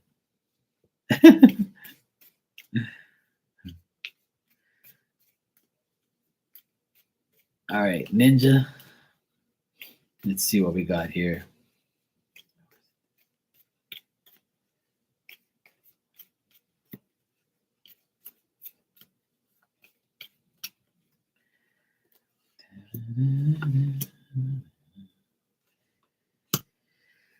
All right, so Ninja, I think the trip will be fine. Um, Ali will be fine. Um, the only issue I would say is it'll be like old times, and you'll be like, "Well, nothing's changed." I'm still uh, unhappy with him. That guy.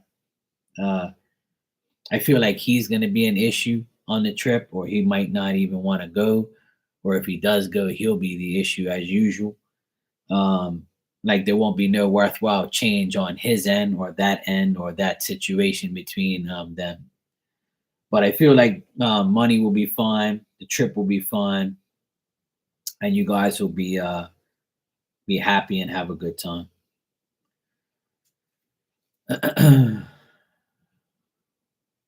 Yeah, I was probably on and like not on Baywatch, but maybe some other like show back in the day, like where my past life.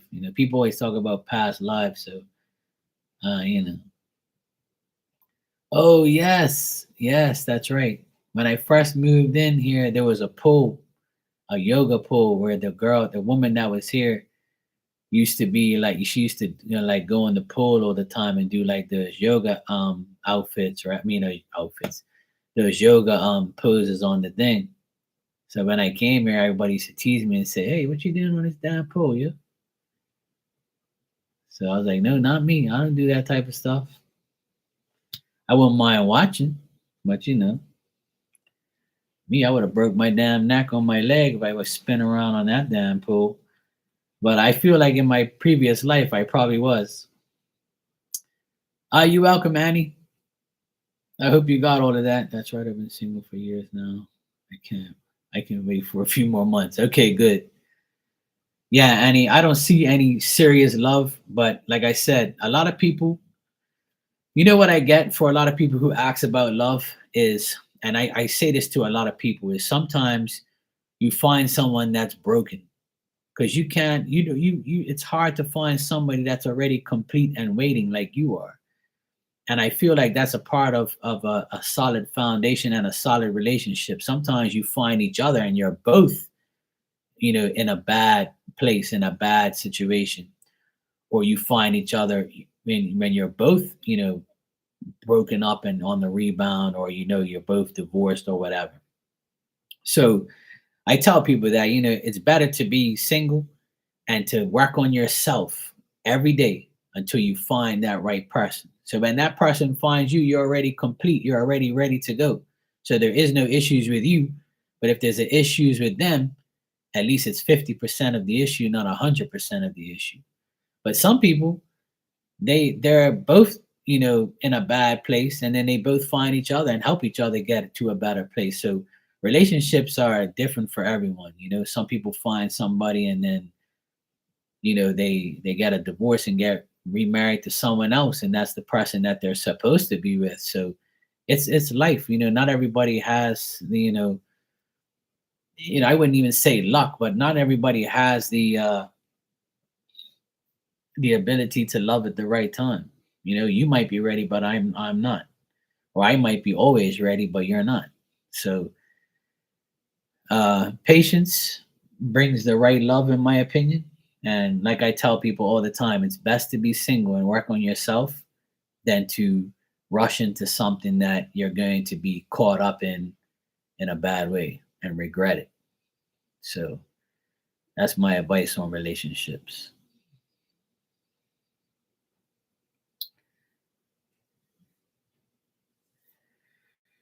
Okay, I got your question. Okay, what do you see concerning my work situation? Okay, LA Jones, I got it. Thank you.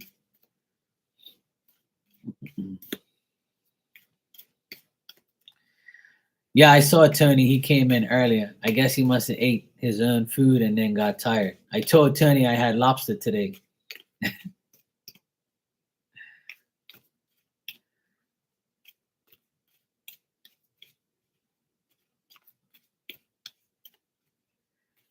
Yeah, me too, Emo. I always watch all of Star's Aquarius readings.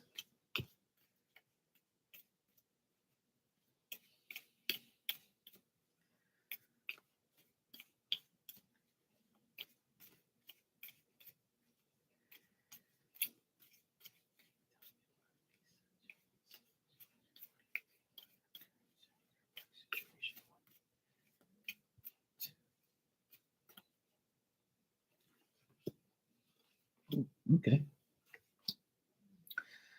All right. As far as your work situation, I feel like you feel it's unfair because you might not be getting the money you deserve or the money you want. or maybe you're getting the money you deserve, but it's just unfair there.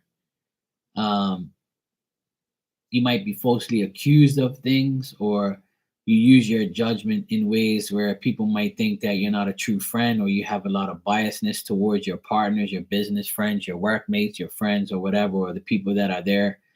There might be a bad business partner that you deal with. There might be a struggle with communication and going through obstacles and competition and things like that at your workplace. Um, but I feel like your workplace, if you are, for instance, if you're getting the money that you want, then I would say that that's not the case. That's not the problem. And the problem isn't the money. The problem is probably the people there, or a specific person there that is making you feel like you want to leave, or you make you feel like you're not going nowhere, like a bad business partner or just somebody that's biased towards you. Um, I feel like your job can bring you safety and can bring you the rewards of your experience. If you're looking for a raise at work, you'll get it. And if you're looking for more money, you'll eventually get it. How soon? It's possible that you'll get it at the end of the year, or you might get a bonus or something like that, or they might say, hey, look, despite what's been going on, we need you here, we want you here, and we're willing to pay you what you want. Or if you've given them an ultimatum that if they don't pay you, you're leaving, they're going to be like, well, we might as well keep her than get rid of her, because someone else might come and might be the worst, you know? So we'll keep you and we'll pay you. So it could be numerous things that I get here. Like I said, I don't know your situation, but that's the situation that I see, and that's like overall what I'm getting as far as your work situation. But I do get that there's a combination of whether or not you want to make more and stay, or it's not the money, it's the person. So do I want to make more money and still deal with this person that I'm dealing with? Or do I want to make money somewhere else and feel safe and get rid of this bad business partner or this bad person at work? So it's really up to you what you really want to do in your work situation.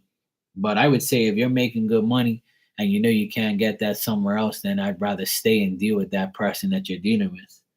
Because at the end of the day, um, your safety and security and financial security is more than a person just being an idiot and having to deal with them at work. But like I always say, if you don't have to really deal with them outside of work, that's a blessing. But that's up to you. But I don't get nothing bad, just a bad business partner or a woman at your job that's being a pain in the ass. So this one person should not make you feel like you have to leave or you have to go elsewhere. And I always tell people it doesn't matter where you work, there's always going to be somebody that's an idiot or somebody that's going to test your patience or not like you or make your life at work different or bad or make you want to leave. The best thing to do is ignore ignorance and make your money and do what you have to do. As long as you do your job, you should never worry about what anybody else is doing and never do their job and yours. And if you do, tell them pay up. And if you have your own business, it looks like you'll be fine. So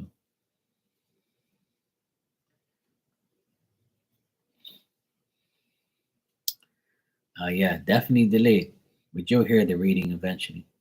So yeah. Star, would you like a message? If anybody wants a oracle card message, I'll give you one. I got spirit messages, oracle card messages, funny messages. I got all sorts of things. Ninja, no, I can't give you any messages. Remember, no messages for you on Sundays. I have to wait till tomorrow.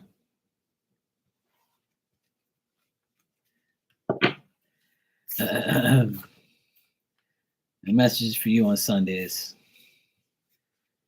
Messages for you, Ninja, are forbidden on Sundays. I have only Monday to Saturday. That's it, Ninja. Can't be giving you messages on Sundays.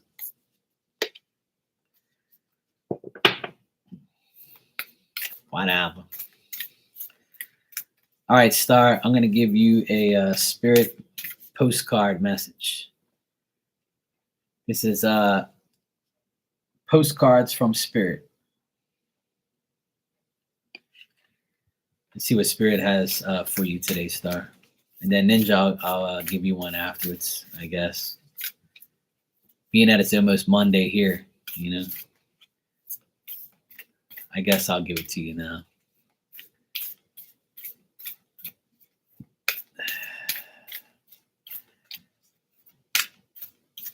Yeah, you can be, yeah. Let me just type to her. She must be delayed.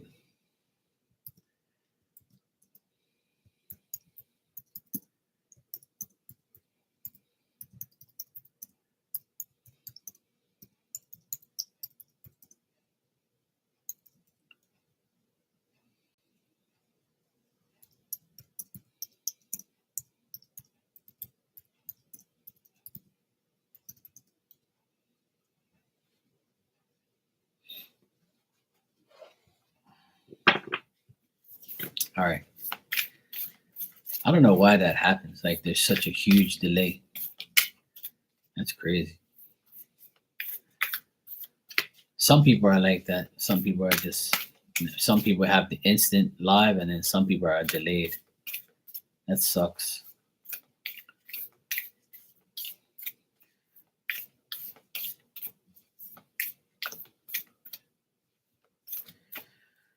All right, Star.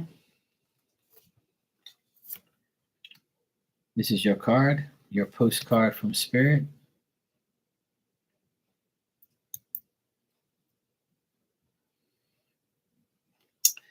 And it says, Dear Star, now is one of those times you're being asked to add some distance, take a step back, and do nothing but observe.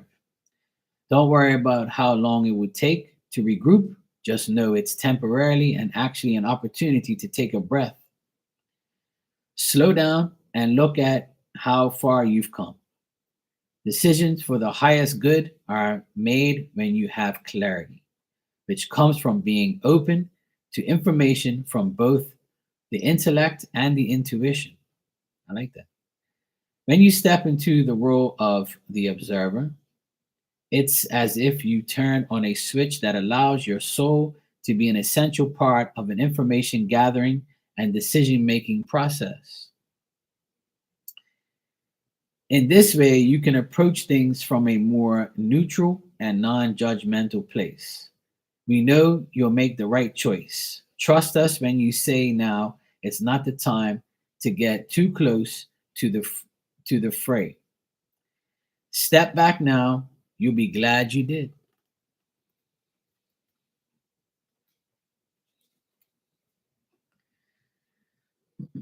There you go. Love you, Spirit. There you go. A nice long Spirit message. And what I think that is that's basically saying that analyze everything that you've done, analyze and see where how you've come, how far you've been, and just take a breath and just say, hey, cheers to me. I've done everything I have to do. I'm living a good life. I'm healthy. I just shouted out Mark. I just helped another person. I'm blessed. You have good food from Tony. And Spirit loves you. Your brother loves you. Yeah, your spirit family loves you. Your spirit army loves you. Everybody's there for you. See what that says right there? Love you. So that's pretty much saying that you're on the right track. You're going to get clarity. You're going to get more information. Your intuition is going to lead you in the right direction. And I like this sentence right here. It's as if you turn on a switch that allows your soul to be an essential part of information gathering and decision making process. So whenever you want to turn on that switch, you can turn it on and you can make a decision with your intuition and you know it's going to be right because you'll feel it's right, you'll know it's right, and you just do whatever it takes to make it happen. And I think you are that. I know you are that person. You can just turn on that switch and say, okay, now I'm going to do this.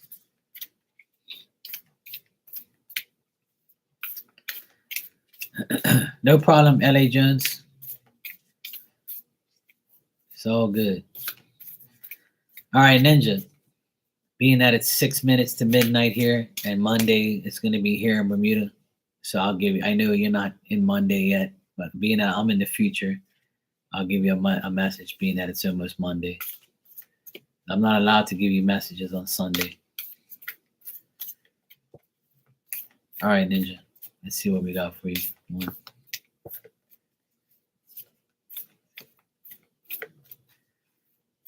What am I going to do with you, Ninja?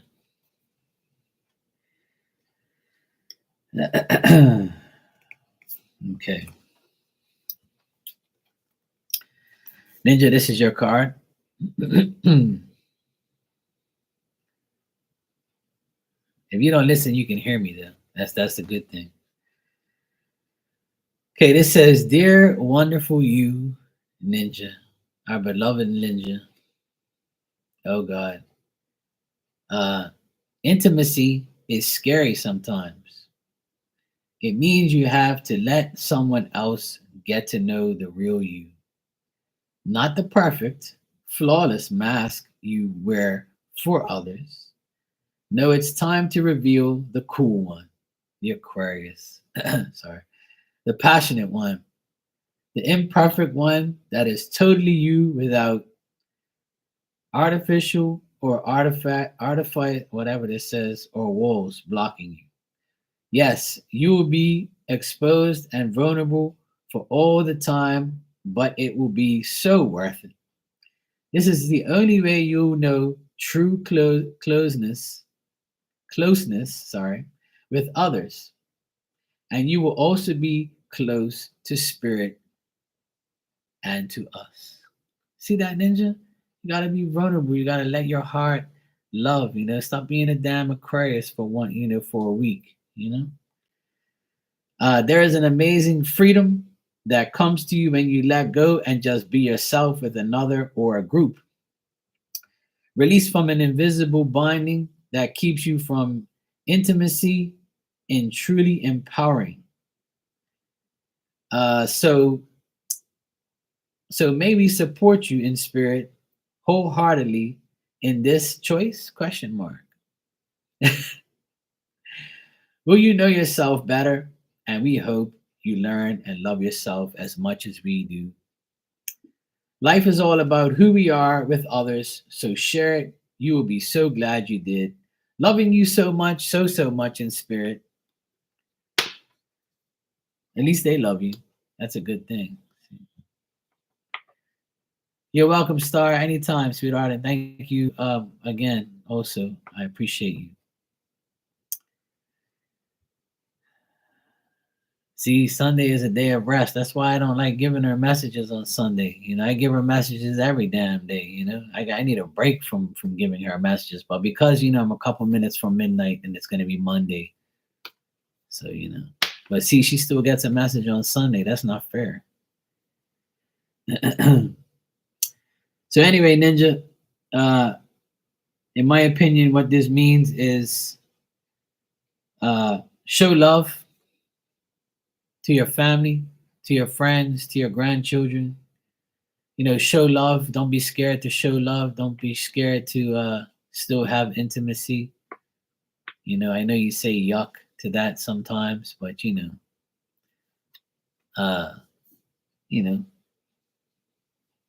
little smooch here and there won't hurt.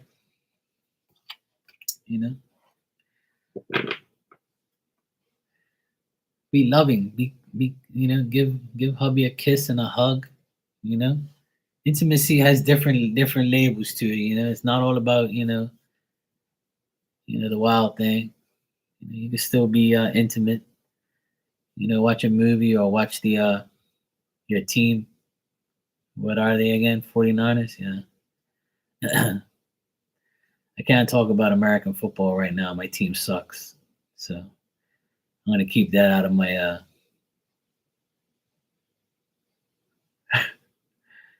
out of the equation here. Your team's probably doing better than mine. So yeah, retirement center. See, when you go into retirement, you're gonna have tea with all your old friends and the over 60s party. You're gonna have tea time with them or coffee and talk about how your job sucked and how you're so glad you don't have to work and you can live off your pension and do absolutely nothing but take care of your grandchildren and your family. Yeah, I'll leave San Francisco alone. I can't say anything. My Patriots are very bad this year. I saw them lose today. It was heartbreaking to watch, but I still support them even though they lost again. No, that's why we call her Ninja. See, because she'll say, "All right, Mark, I'll see you tomorrow. I'll see you next time. Have a great night." And then I'll be talking like about 20 minutes later, and out of the blue, she'll be like, "Oh yeah, that's right.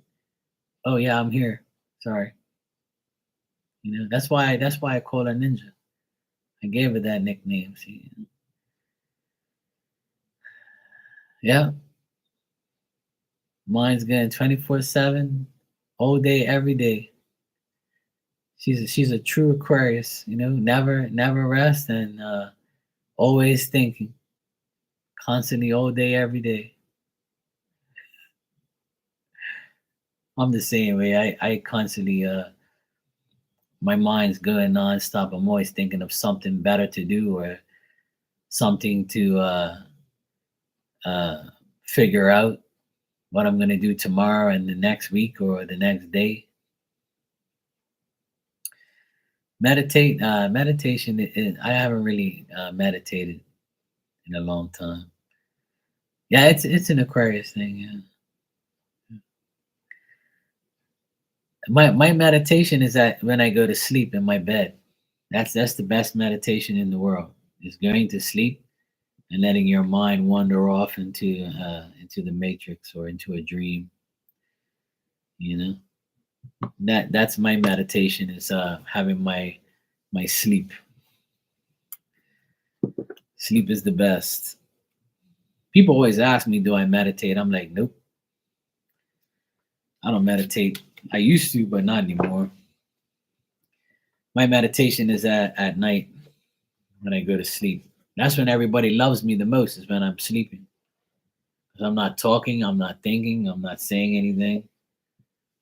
You know, everybody loves me when I sleep. That way they don't have to deal with me. Yeah, it's the best time of the day. No, you can't stop the mind. That's for sure. The mind is a powerful thing. Mind can either make you or break you. That's why I always tell people you have to manipulate your mind to believe in yourself, to believe that you're gonna have what you want what you have, and get what you need. Um, you have to manipulate your own mind to be good, not to be bad. Yes, sleep. That's what I need. Yes.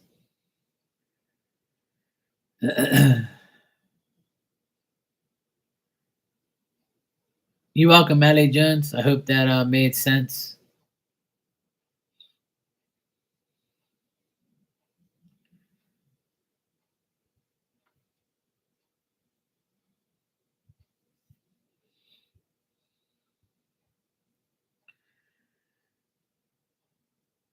Yeah, that's a it's an air sign thing. So air signs are the thinkers. That's why they gave us the sword. We have to think of what we're gonna do with it. We could use it for good or bad. majority of the time, we want to use it in a bad way sometimes, but then we say no, we're just gonna you know, leave it here on the side, nice and shiny, waiting for action. But yeah, we're supposed to be the thinkers, and you know, yeah, don't do that. When I had to cut the lobster today, it took a lot of effort because the lobster was pretty big and the shell was pretty hard. So when I had to cut them up today, I need to go get an Aquarius sword. I need the Ace of Swords. I need to find myself a nice lobster knife. I might go hunting for that tomorrow. I'm getting tired of using the same one. It's getting kind of like dull. Either that, I'm getting too old and I'm getting weaker. But I managed to cut it up and get it ready, so it's in a good place now.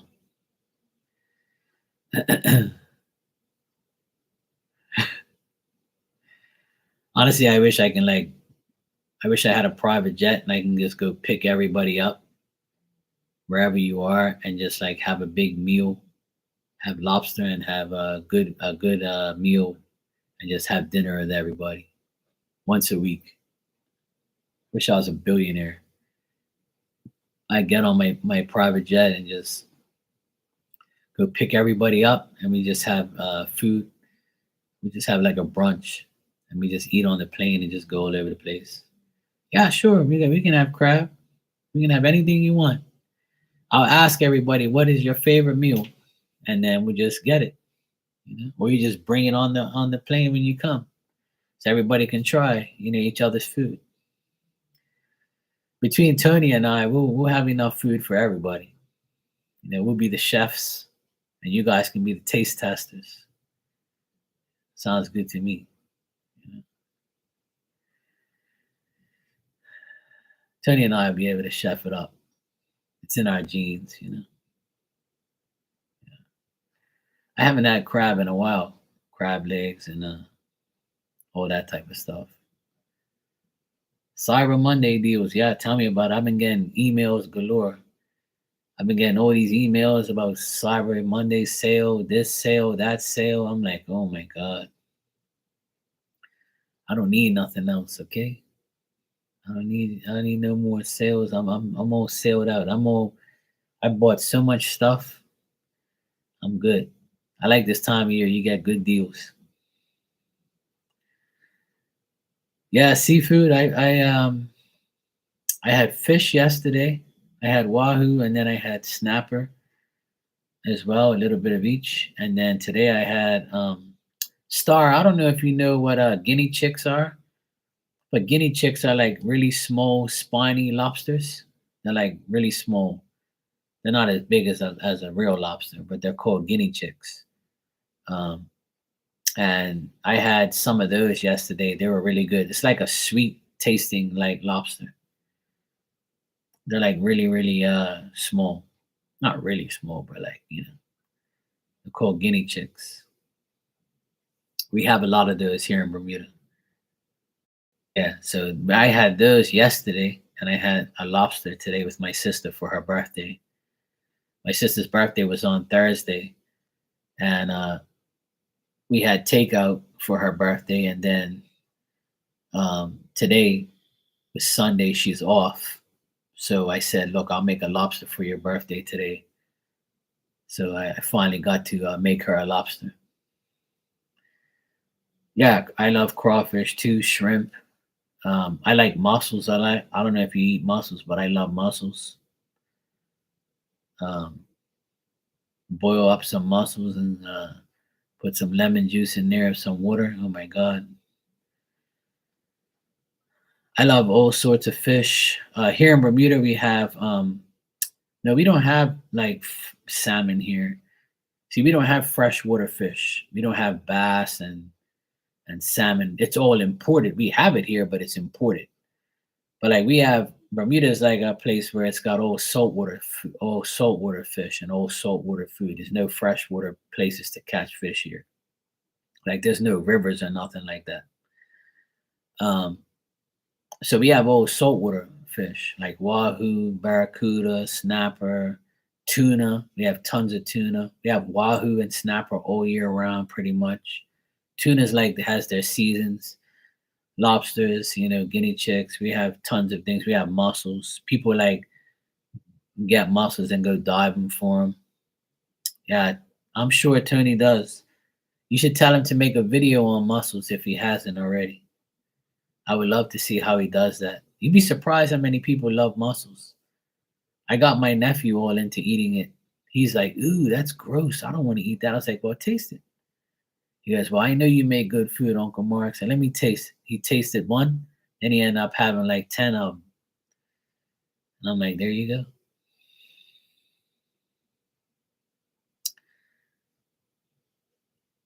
Yeah, well, Bermuda lobster is like Florida lobster.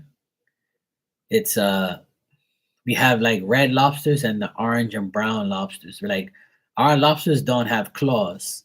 Like that's freshwater lobsters, and sometimes I believe the claw lobsters are, well, they're not here. We don't have the claw lobsters here.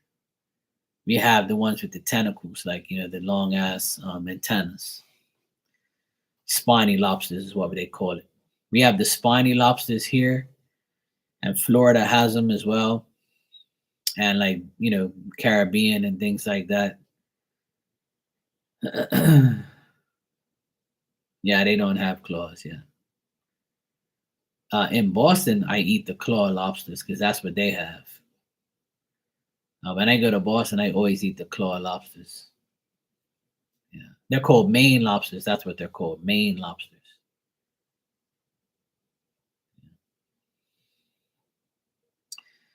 But the meat is different. It's very tasty though. Still good. Oh, he did. Okay, cool. I'm gonna have to check it out on his channel. I'm gonna have to check to see the mussels on Tony's channel. I want to see how he makes it. I want to try something different.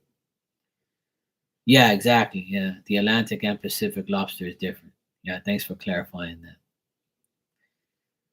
Yeah, all I know is when I go to Boston, they call it Maine lobster, and it's really really red, and it has the big ass claw. Yeah, there's in the honestly, the ocean is bigger than land, and I tell people all the time, I'm not going crazy. The ocean is bigger than land, so the ocean is full of things to eat. The ocean has tons of food. It'll never go without. You know, people always say things go extinct. I don't believe that. Like in the water, the earth is full of water and full of rivers and ocean, and there's more ocean than land, in my opinion. So there's always going to be plenty of food to go around for everyone. I've been around for like, all these years, and you guys have too. There's never been a shortage of seafood in my opinion. There's always seafood. The best crab legs I've ever had, king crab legs, I've had is in Atlanta. There's a place called Spondivits. That's the restaurant that I used to go to. When I used to go to Atlanta like years ago to see my best friend, he used to take me to this place called Spondivits. And we used to eat king crab legs, and they were like absolutely delicious. You dip them in like the butter sauce, the garlic butter sauce. It was like, wow. Yeah, scallops are very good too. I eat scallops, pan fried scallops. My mom and I, we eat all the seafood, but like my brother and sisters, they don't, and my dad, they don't really care too much for a lot of seafood. Me and my mom are the only ones that eat mussels. My whole family loves fish. Like everybody loves snapper and wahoo and tuna. We all ate tuna fish sandwiches and tuna and fresh tuna and stuff like that. Um, that's what we do. And lobster. My whole family loves lobster. Everybody loves lobster here in my family. So I think it was like 4 years ago. Instead of having turkey and ham for Christmas, we had lobster for Christmas. I called my friend. I was like, "Look, I need about 5 lobsters, and I'm gonna cut them all in half. and it'll feed 10 of us, half a lobster each.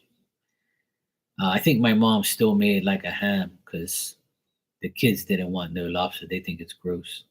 But I told them, you don't know what you're missing. But it's more for me, though. If you don't like lobster, just remember it's more for me. So it's okay. My nephew saw the lobster today and he was like, how could you eat this? This is gross. I'm like, look, it's not gross. It looks gross. It looks like, you know, it looks like a nasty looking thing. But, when you clean it all up, it's worth it. I said, it's just like a chicken. It's just like a cow and other animals that you eat. You have to clean them up and then you eat them. It's what God put them on earth for. It's for us to eat. Yeah, thanks. Today I had like a Thanksgiving lunch with my parents. My mom made a turkey with stuffing, potatoes, chorizo, and macaroni and cheese. Yeah, so do I. Star. Yeah, I usually do it for New Year's and then for Christmas we don't. But 4 years ago, everybody got tired of eating turkey and ham because you eat turkey and ham for like Thanksgiving and then you eat it again for Christmas like a month later. So we were like, you know what, we're tired of eating this. Let's have lobster. And I'm like, yeah, I can talk to my friend, my fisherman buddy. He'll hook us up with some lobsters. And I treated everybody that year. I made them and everybody's like, oh my God, this is delicious. And I'm like, yep, it is. We should do it every Christmas. And they're like, So then we started doing it for New Year's. Last year I had a lobster for New Year's. Yeah. And guinea chicks. But I'm a surf and turf guy, and that's a piece of steak, a piece of filet mignon, and a lobster, half a lobster. So it all depends. But when I do lobster, I pretty much take the whole tail out, the whole meat of the tail out, and I cut it all up with a pair of scissors, and I cut it all up in fine pieces. I marinate it, I season it, and I put it back in the tail with like garlic butter on the bottom, and that's how I do it. And then I put it in the oven, 400 degrees for like a half an hour. Then I top it off with like cheese and some stuffing. Mwah, perfect. That's what I do. That's how I make my lobster. I was taught how to do that by my cousin. He's a chef. So he told me, he said, look, take the whole tail out and chop it all up in pieces and then put it back in the tail. Okay, Ninja, take care. Good night. How much does lobster cost here? Well, it depends.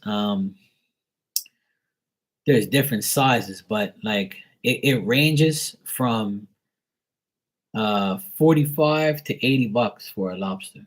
But that's from a fisherman. So I go to my fisherman buddy and he has four like sizes. So if you want a small one, that's about, I would say about a foot long, that's 45 bucks. And you have to clean it yourself and do it up yourself. He just puts it in a bag and says, here.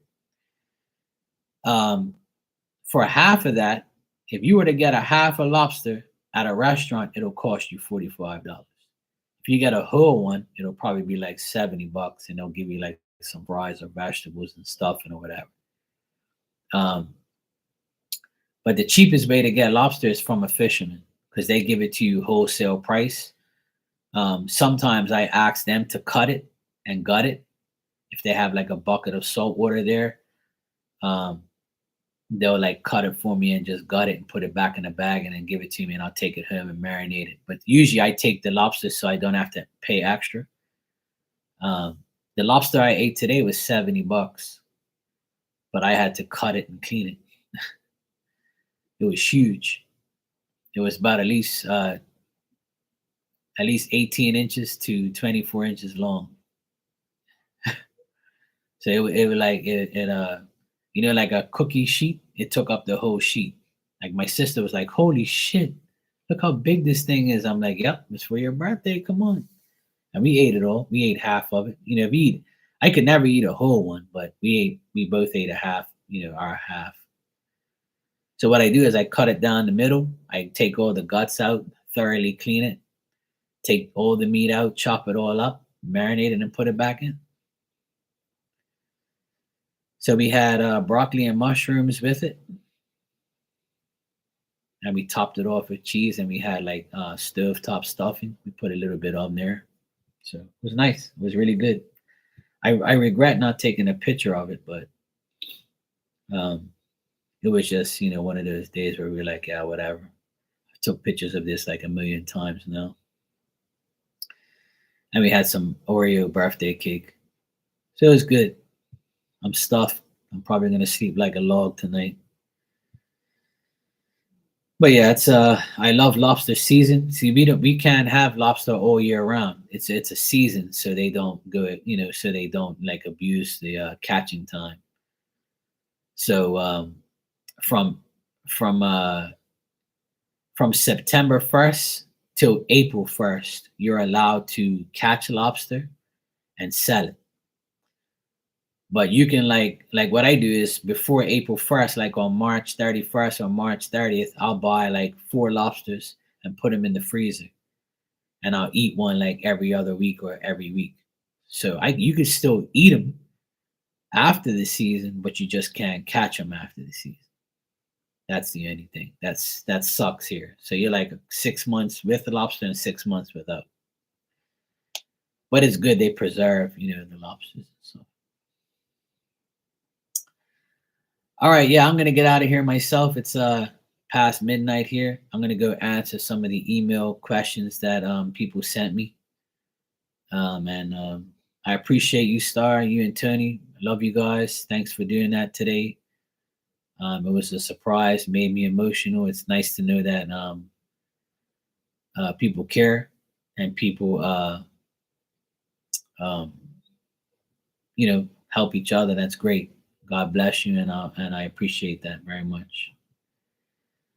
Vimo, yes, I'm gonna answer your question now, and I'll email it to you. So I'm gonna answer your question on the email, and then I'll send it to you. So I would say check in like 10 minutes, and I'll have it. I'm gonna work on it right now before I go to sleep. Alrighty, and thank you for donating. I'll check you. I'll go answer the email right now. Actually, let me just check it before, just to make sure. Let me see. Let me just see if I have it here, so I can confirm with you while you're here.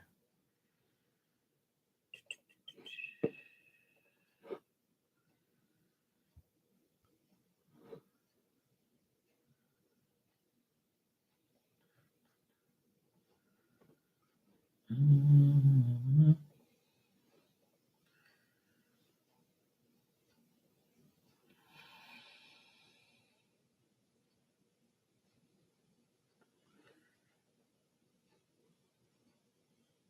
Oh, right. All right. I keep thinking you're somebody else. My bad. Let me just check something here real quick. Um,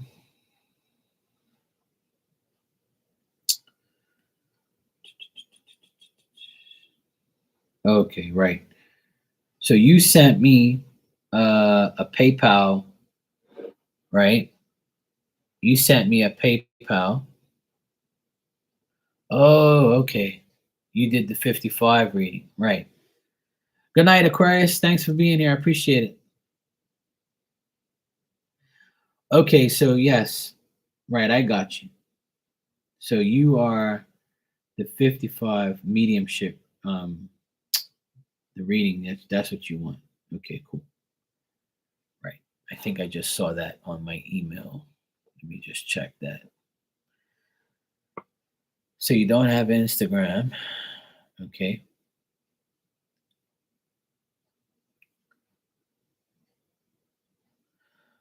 Okay, cool. Right. So if you don't want a video chat and you don't have Instagram, that's totally fine. What I can do is send me the questions now that you want answered, and I will answer all of them, and I'll send it all back to you. So now I know exactly who you are now. Okay, cool. I thought you were someone else because I have two different people that sent me questions through email. So I wasn't sure who you were, and I don't like to say people's names on here. Um, But yeah, I got you. So what you do is you can send the questions you want answered, and I'll answer all of them, and I'll send you the email back. That's what I can do. Yeah, you can ask them if you want in the email. Yeah, yeah, that's fine. Yeah, because usually, I do readings like face to face. You know what I mean? And if that's because that's what a lot of people like, but if you don't want that, that's totally fine. I'll do it all through email. Just ask me everything you want, and then I'll answer it all and then send it back to you. That's not a problem. Yeah, that's okay. Yeah, fine. If that's okay with you, if that's what you want, that's what I'll do.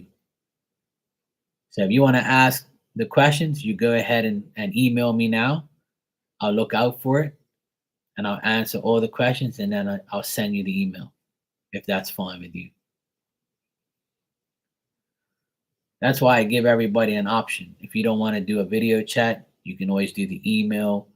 It doesn't matter. Like whatever is best for you guys, I'm willing to do. It doesn't matter to me.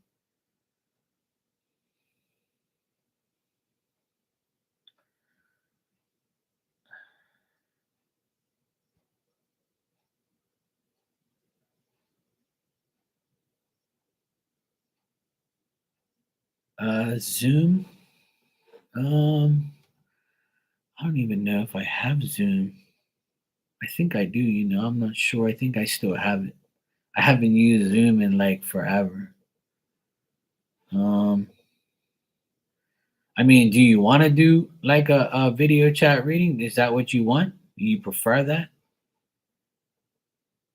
Like, it's totally up to you. If you want to do the video chat thing and talk and see and all that stuff, that's fine.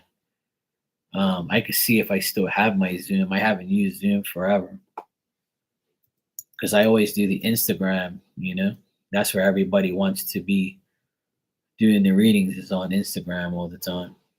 So that's why I don't really use Zoom anymore. But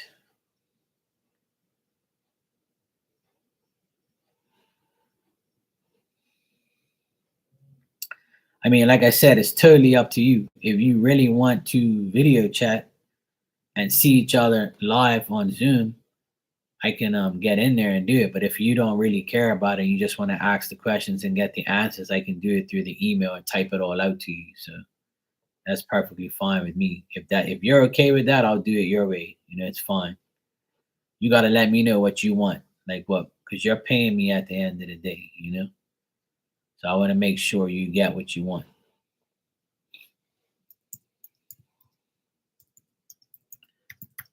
Some people aren't comfortable video chatting, so I just say, look, just email me and I'll answer your questions.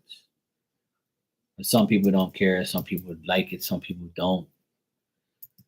Um, it's a preference. Whatever you want. I'm just trying to think if I have Zoom. I'm not, I think I do, but yeah. See, I don't even know my password. I just typed in a password and it don't work. So I don't think I can't remember. I haven't been on here forever.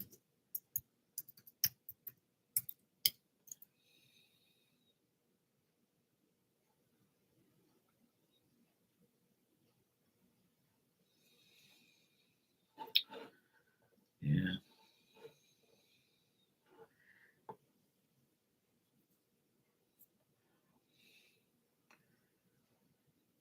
Well, I mean, it all depends. It doesn't really matter. I mean, to me, that's what I like. I what I like doesn't necessarily have to make a difference, but to me, like typing everything out takes longer.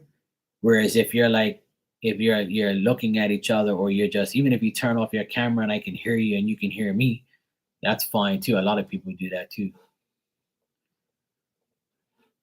Just give me a second here. Let me just check something.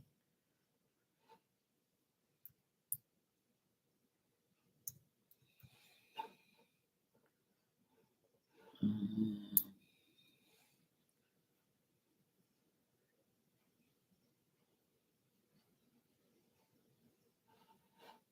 Okay.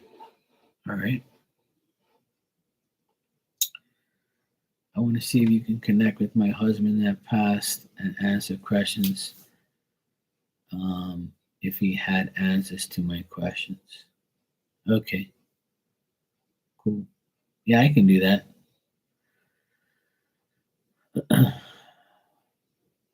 Like I said, like it's a lot of people like they the thing is with mediumship readings and with all my readings, if somebody gets a private reading and you're paying me that money, a lot of people like to see or hear me, talk to them, and then the connection is there. You can hear. Now if I type it all out, it's going to be the same. It's going to be the same answer, the same thing, but it's just that the physical presence face to face is what a lot of people like to do. So that's why I offer it. But a lot of people get email readings and they're like, okay, just email me the answers and whatever. Like it's cool. Um, I actually do have Zoom, and I found my password. So um, if you want to go on Zoom now, we can.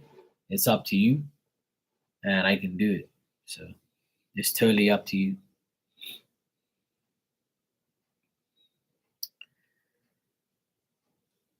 But I did manage to get into Zoom. I do have it still. It still works.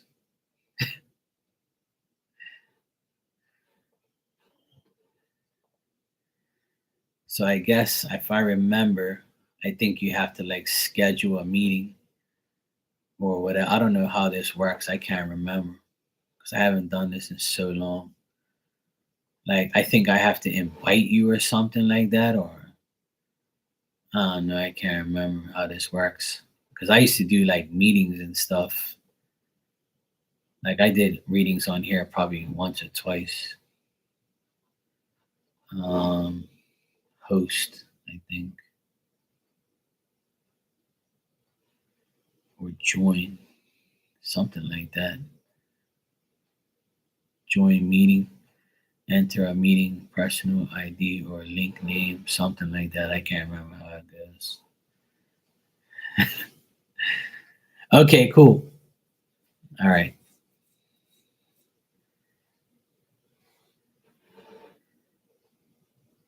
I can't remember how it works. I think one of us has to email each other or something like that.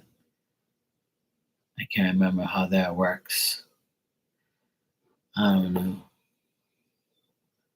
I think like you host with video on or something. Click open Zoom. Click Zoom yes to launch a meeting. What? Oh right. Okay. I think I know how to do it again. I can't remember. Don't mind me. I honestly I haven't used this in like forever. So I have to like remember how I did this. I know it was easy, but I see like the thing now. Something like that. We'll figure it out.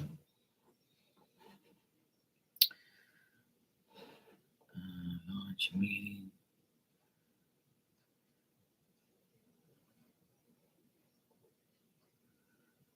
Update required. Oh shit. I gotta update it. See, that's how long I haven't used it.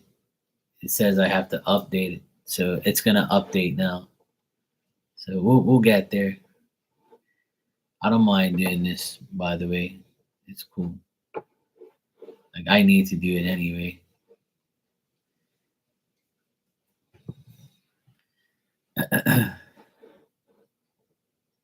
All right. While it's updating, I am going to be right back. Just give me a second. I'll be right back.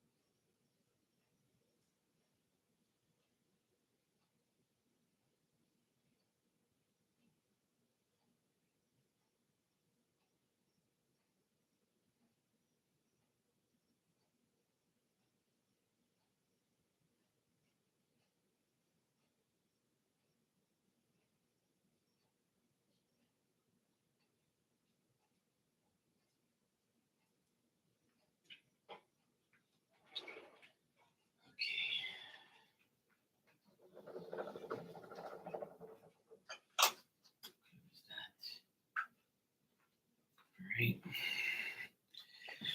Okay, it says install. Let's see if we can get it.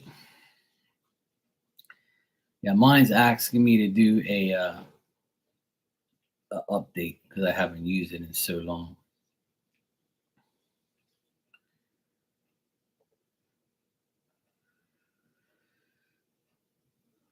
That shows how long I haven't used it. I don't think I've used it since like May.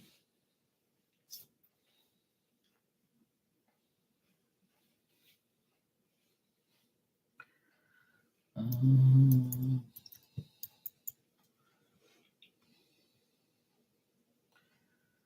says installing new software. All right, we'll get there.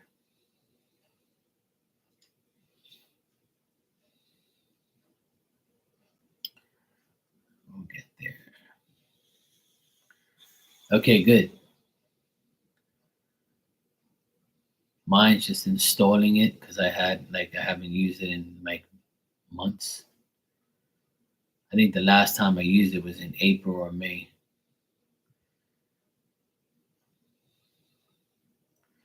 So it's asking me to update everything. So, oh, here we go. Installation was successful. Yay. Looks like we'll get it done. Okay. Let's see. Installation was successful.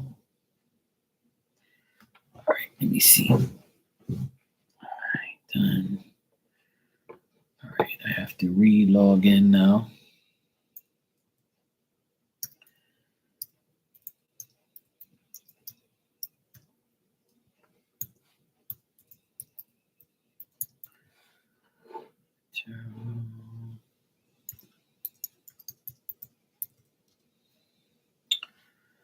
Let's see if it works. All right, allow.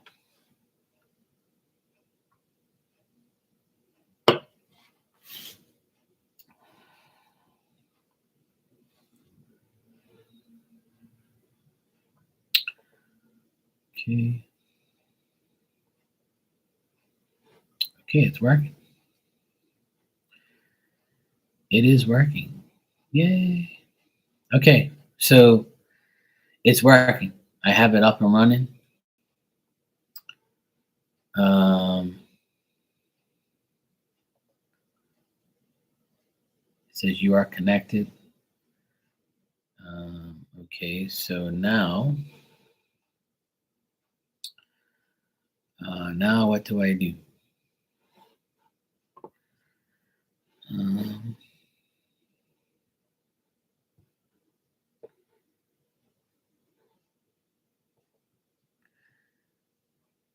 right, okay, I have to invite you, right? My email. Okay. So now,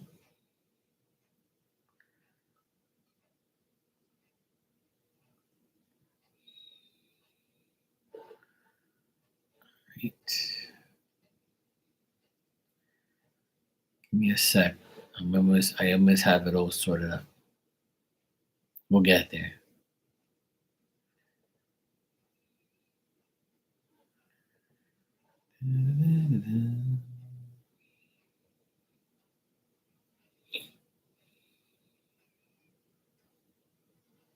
Come on, thing.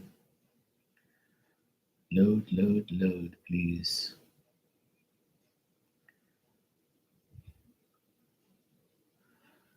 Okay, good. Um,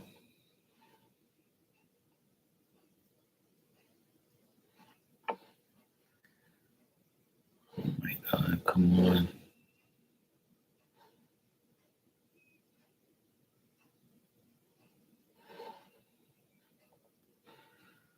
All right, I'm almost there. Almost there.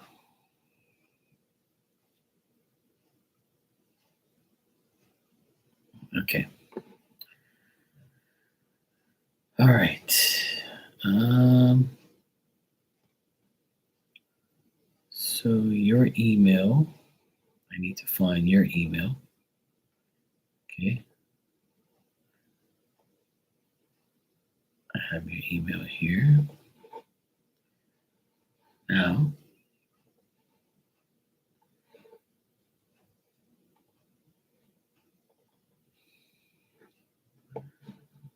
okay. So I just sent you,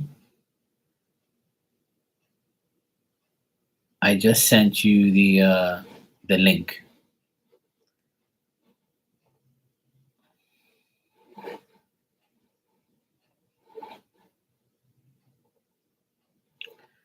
Okay, I just sent you the link. So now you can come over to Zoom and I'm going to log off over here.